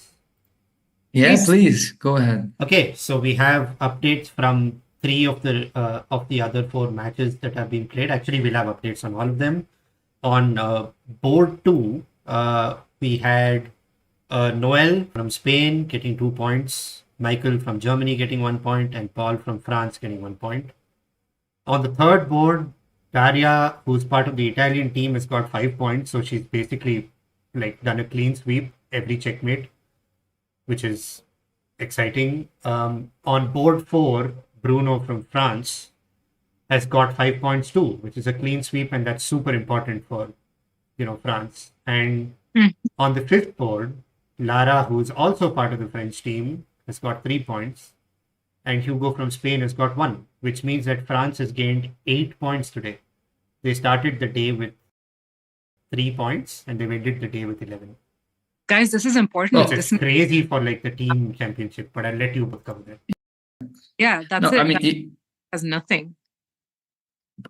But if I get it right, then Spain has 3 more points. So it has 20 points now. And Yes. UK has 25 points. That's and true. This is the last game, right? But so Germany is where? Germany is at what? I don't think they made it because if France had 8. So before this round, Germany was 11, Italy 10, and France 3. But right now, France is at 11. So make 1 move up. And Italy was... And Germany didn't have more than 4 or 5 points. Germany needed like 16 points or something like that. So yeah, and Germany maybe has 15, which I don't. I think we're 3 points or something like that. One of them I thought was 17, but I could be wrong. It was in Spain, which he has 20 now, right? Understood. Yeah. So now they have a difference of 5 points. So the only scenario where UK loses this tournament is where White has got the 5 points of this game, right? Which is now no longer. Which is what, sorry? Which is unlikely to happen. I shouldn't say it's impossible because White's in check. Never mind. Yeah, he's in a difficult position because it's very unlikely to happen. But everything can happen. Oh, right? But look at where Javier's positioned himself. They're prepping. It's gonna happen. Who? Javier's, the queen is open and ready. The green queen's sort of circling. Yeah, for White, right? White, yeah. On towards White, yeah. Yeah, so now basically black and green decide who to chase now. Either they chase red or they chase white. Yeah. But I think they're gonna do white. I agree with you, but I think red will be a smarter choice, I guess. Red would also somehow be harder, I feel. Just given how Javier's proven that no matter what situation you put him in, he's going to still sort of come out fighting every time. So did Jorge and Luis, don't get me wrong, but I wonder. No, I agree with you, but I think it's just like if you go after White, you had more competence, not competence is in Portuguese, you have more dispute, you know what I'm saying? Like you have more... Yeah, understood. Ooh, how to say in English? You have more. Sorry. How to say that in English, guys? Sorry, I got caught up with that. Got more competition. Sorry. Yeah. Also, I would definitely go for red in this situation because I want 2 queens. And that would guarantee the next checkmate almost, ideally. Because you want the material, not just the points, right? I suppose if it wasn't a tournament, that would be the case. But I wonder what green's going to do now. Because now black is...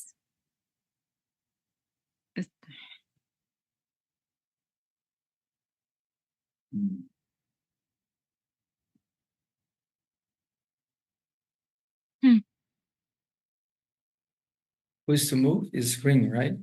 I think it's green to move.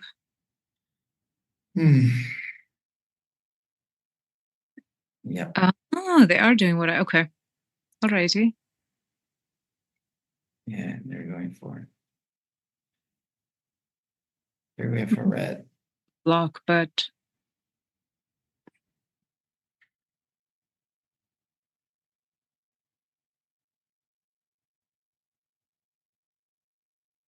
Maybe white can do it. Guys, can you imagine white can do a checkmate with pawn, maybe?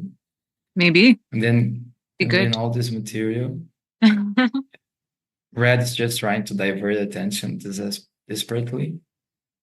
Right? Let's get everyone to white. Let's see. But almost.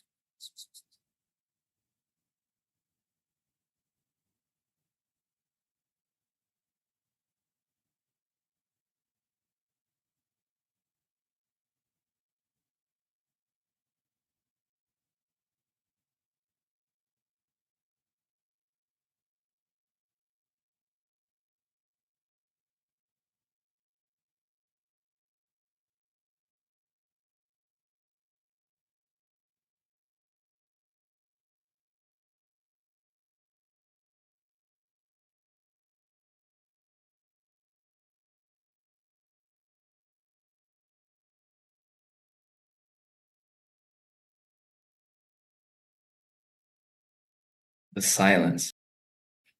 Yeah, I was just thinking the same thing. Yeah, I mean, I was going to say we are as quiet as like the room next to where you are, PK, where we're actually playing. Yeah, that's what I was It's thinking. on brand. Sorry, what, Madhu? I didn't got it.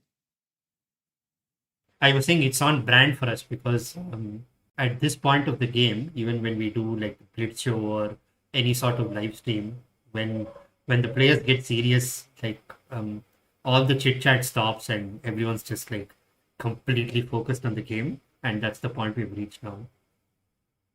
Even for us. What's going on? Check. Hmm.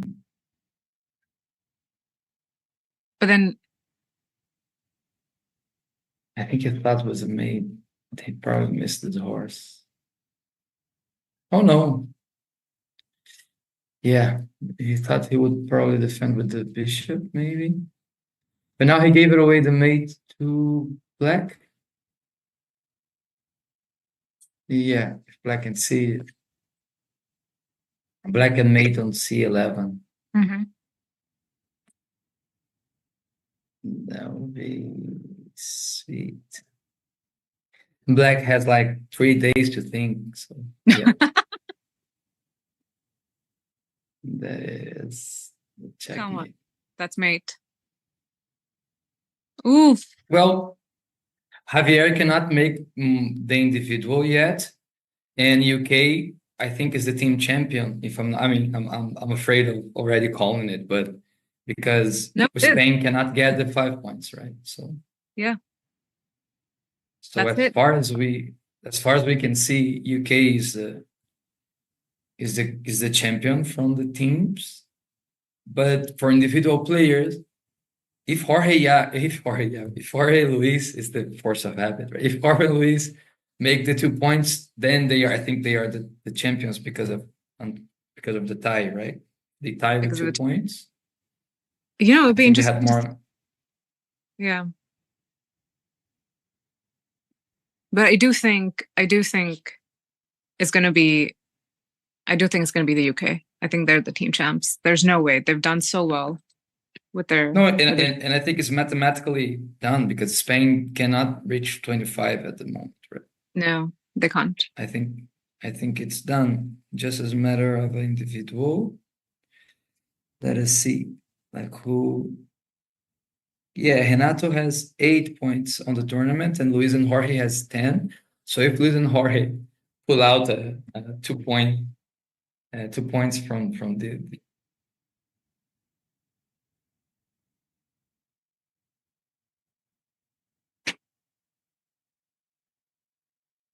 yeah, we still have the Red King on board, but actually the Red King's gone. It was the checkmate. Black checkmated, so reminding everyone now all the red pieces, which are Are now the blacks. the the B12 horse and the C6 queen are now, and the F12 pawn and the C7 pawn are now black.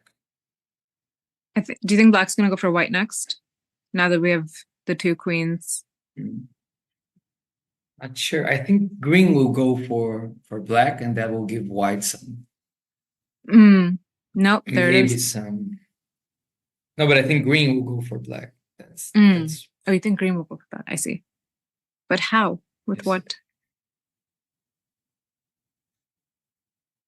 Black is quite defended.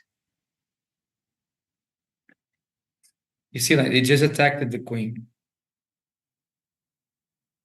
So green moved and attacked the queen. I White see. got himself out of the check. I see. Everyone got tense at this moment a little bit, right? So so the players too, you see, like, they go and they get back with the moves because you have to adjust your mind as well. It's very crazy. At least for me, it's.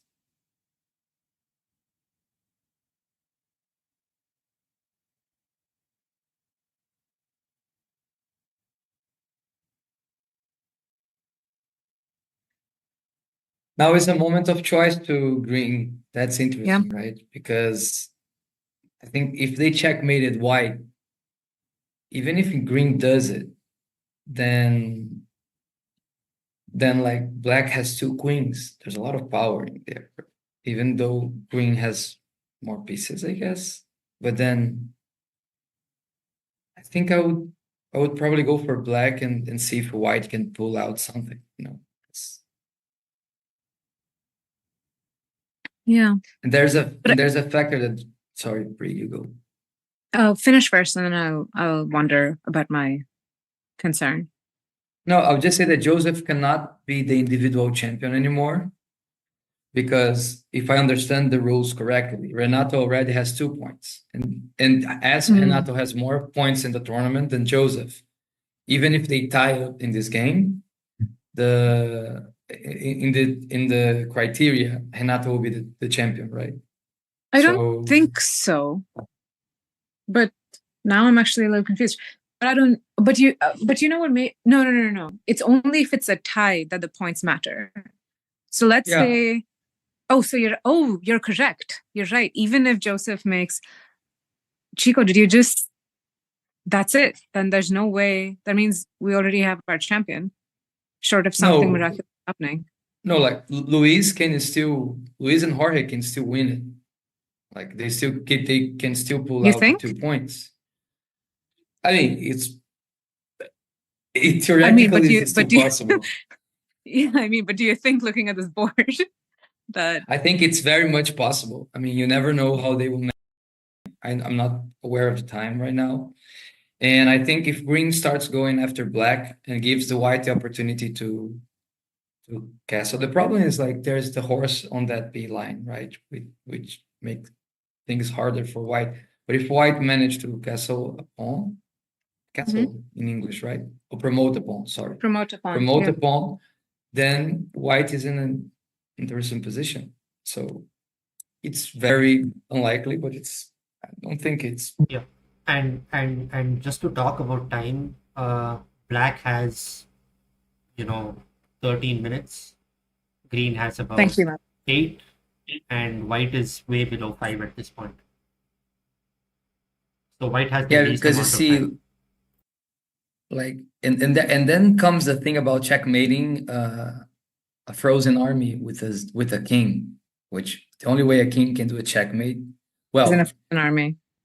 No, you can checkmate doing an indirect checkmate, right? You can block you're not like threatening directly under a king, but you're like closing the space. But like, let's say green doesn't manage time really well and white managed to get his king all over there to key 1 or L2. Then you get all that material, and then I seen it happens like more times than you would imagine. I believe you. It all depends a little bit of Renato. Renato is an experienced player, right? So yes. So supposedly he should be able to prevent for that. Look at that.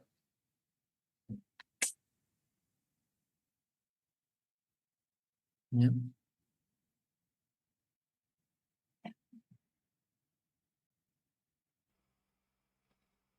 I mean, I suppose it's the only thing that we can do, but I like the fact that Luis and Jorge are actually trying to go for a queen.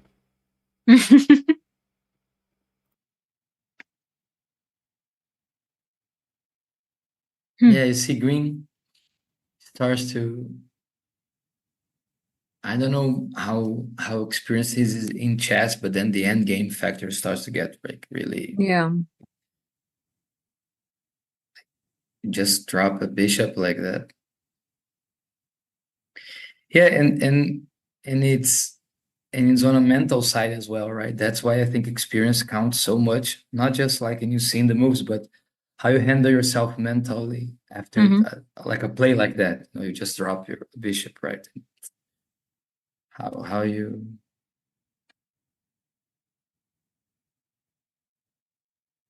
Definitely.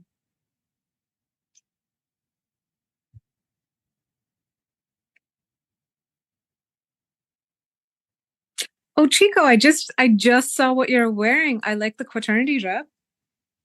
Yeah, right. I mean, I said that to Shreyas before we jump in that I chose this shirt because of this, but then because of the frame, it was just a green shirt. So and he Yeah, was that's like, what that's exactly it. I was looking, I was like, oh, that's such a funny color. Haha. I mean, a funny meaning like a nice color. I was like, oh, that's great. And then you stretched and I was like, wait, I know that t-shirt. yeah, that was, and he had like a button shirt, you know. He was like, I was like, now I just look like a, you know, look, I'm underdressed for the thing. Oh. Yeah, I love that shirt. I love it. I tried to do that during the. Wow. So while we are waiting a little bit, the game unravels in that moment. What are your general thoughts of the tournament pre now that it's coming to an end, and how it's gonna be the trophy ceremony? What are you guys are planning? So I think it's been an incredible tournament. I really have. I've really, unless I've been, busy running around for other things, have made a very conscious effort to try to watch all of the matches and see how different games have gone. And I think that there's been generally a very high quality of play, as one can sort of expect from, the European Championship. But I think there's been a high level of sportsmanship. I think there's been a very necessary spirit of how we conduct ourselves as Quaternity, as members of the Quaternity community, which I know I keep saying, but I think I've genuinely been quite impressed by that. I think as a first tournament on a very personal level, I've had so much fun and it's also been so intense. And I think that, it's one of those things that I think it's a special and very momentous occasion. And to that end, I lost my train of thought. What was I saying? Could you remind me? I think you're Before that. No, you're saying like the sportsmanship and the. Thank you. In general, the I think people have been community, playing really well. The gameplay has been really good. I don't think I'm saying anything new anymore, so I'm going to stop waffling. But yeah, I think that's also evidenced by the number of people watching, right? Like I know online on YouTube, Madhu, you should give us a number, but we have the highest live we've ever had, if I'm not mistaken. Miles, yeah, by nautical miles. Yeah, and That's I think amazing. I think that the sort of opportunity that this tournament was for different players was not taken for granted. And I think people really brought their best selves. And to that end, I think this tournament for me on a personal level has been a privilege to be at, is what I was trying to say. And I'm really glad that so many people also tuned in remotely the way Chico and Shreyas did, to sort of join in and be a part of this the way you can. And if y'all want to continue being a part of this in whatever way, you could definitely subscribe to our YouTube channel and follow us on our socials. We keep updating, we keep sharing news, we keep giving updates, and that's a wonderful way to keep connected with this incredible community that, you know, we're all very privileged to be a part of. So that's my spiel and my not so subtle pitch. Amen. No, no, I mean, it's so great to hear it. And again, thank you for inviting me, for being here today. Like, it's been a while, and it's great. It's great to connect with you guys and see friends. It's nice to know that there are friends in the chat, especially a shout out. You say that in English, right? Or like a hi, Yes, a big special hug shout to out. Nacho. Who just sent me a message. Nacho from Spain, Macias. I mean, good friend. Oh, I It's know. nice to know he's watching. Yeah. It's good. Yeah. And it's nice, right? Like to be able to connect a little bit with what you guys are doing over there, which is amazing. I mean, first time we're doing a live when you have like a steady board, and that's so great. So I'm very, very happy and grateful for being part of it. Thank you for. Of course, always. I mean, I think myself. I really think that any live of this that's as special as this would be incomplete without you and without Shreyas. Like, y'all really, you're such integral parts.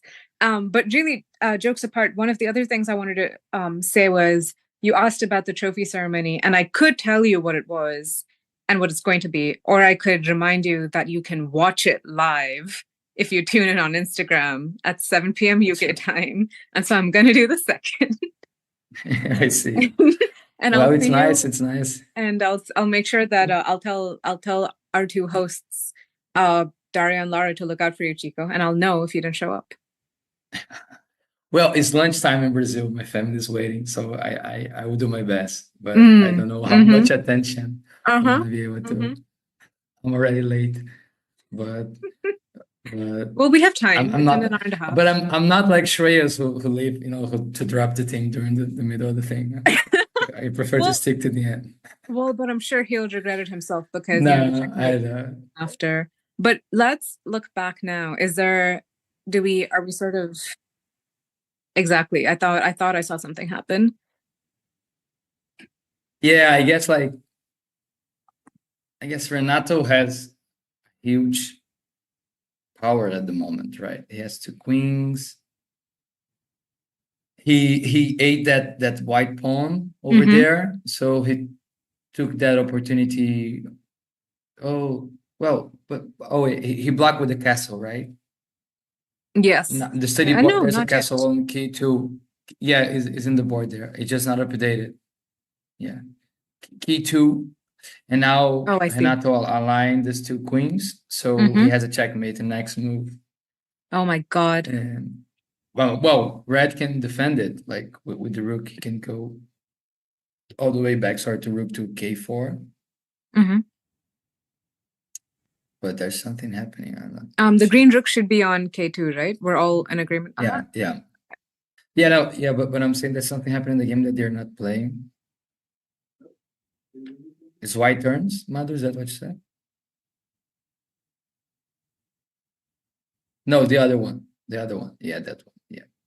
Thank you. Poor Luis, I imagine his brain's probably... Both. So I actually want to take this moment while they're figuring stuff out to give a special...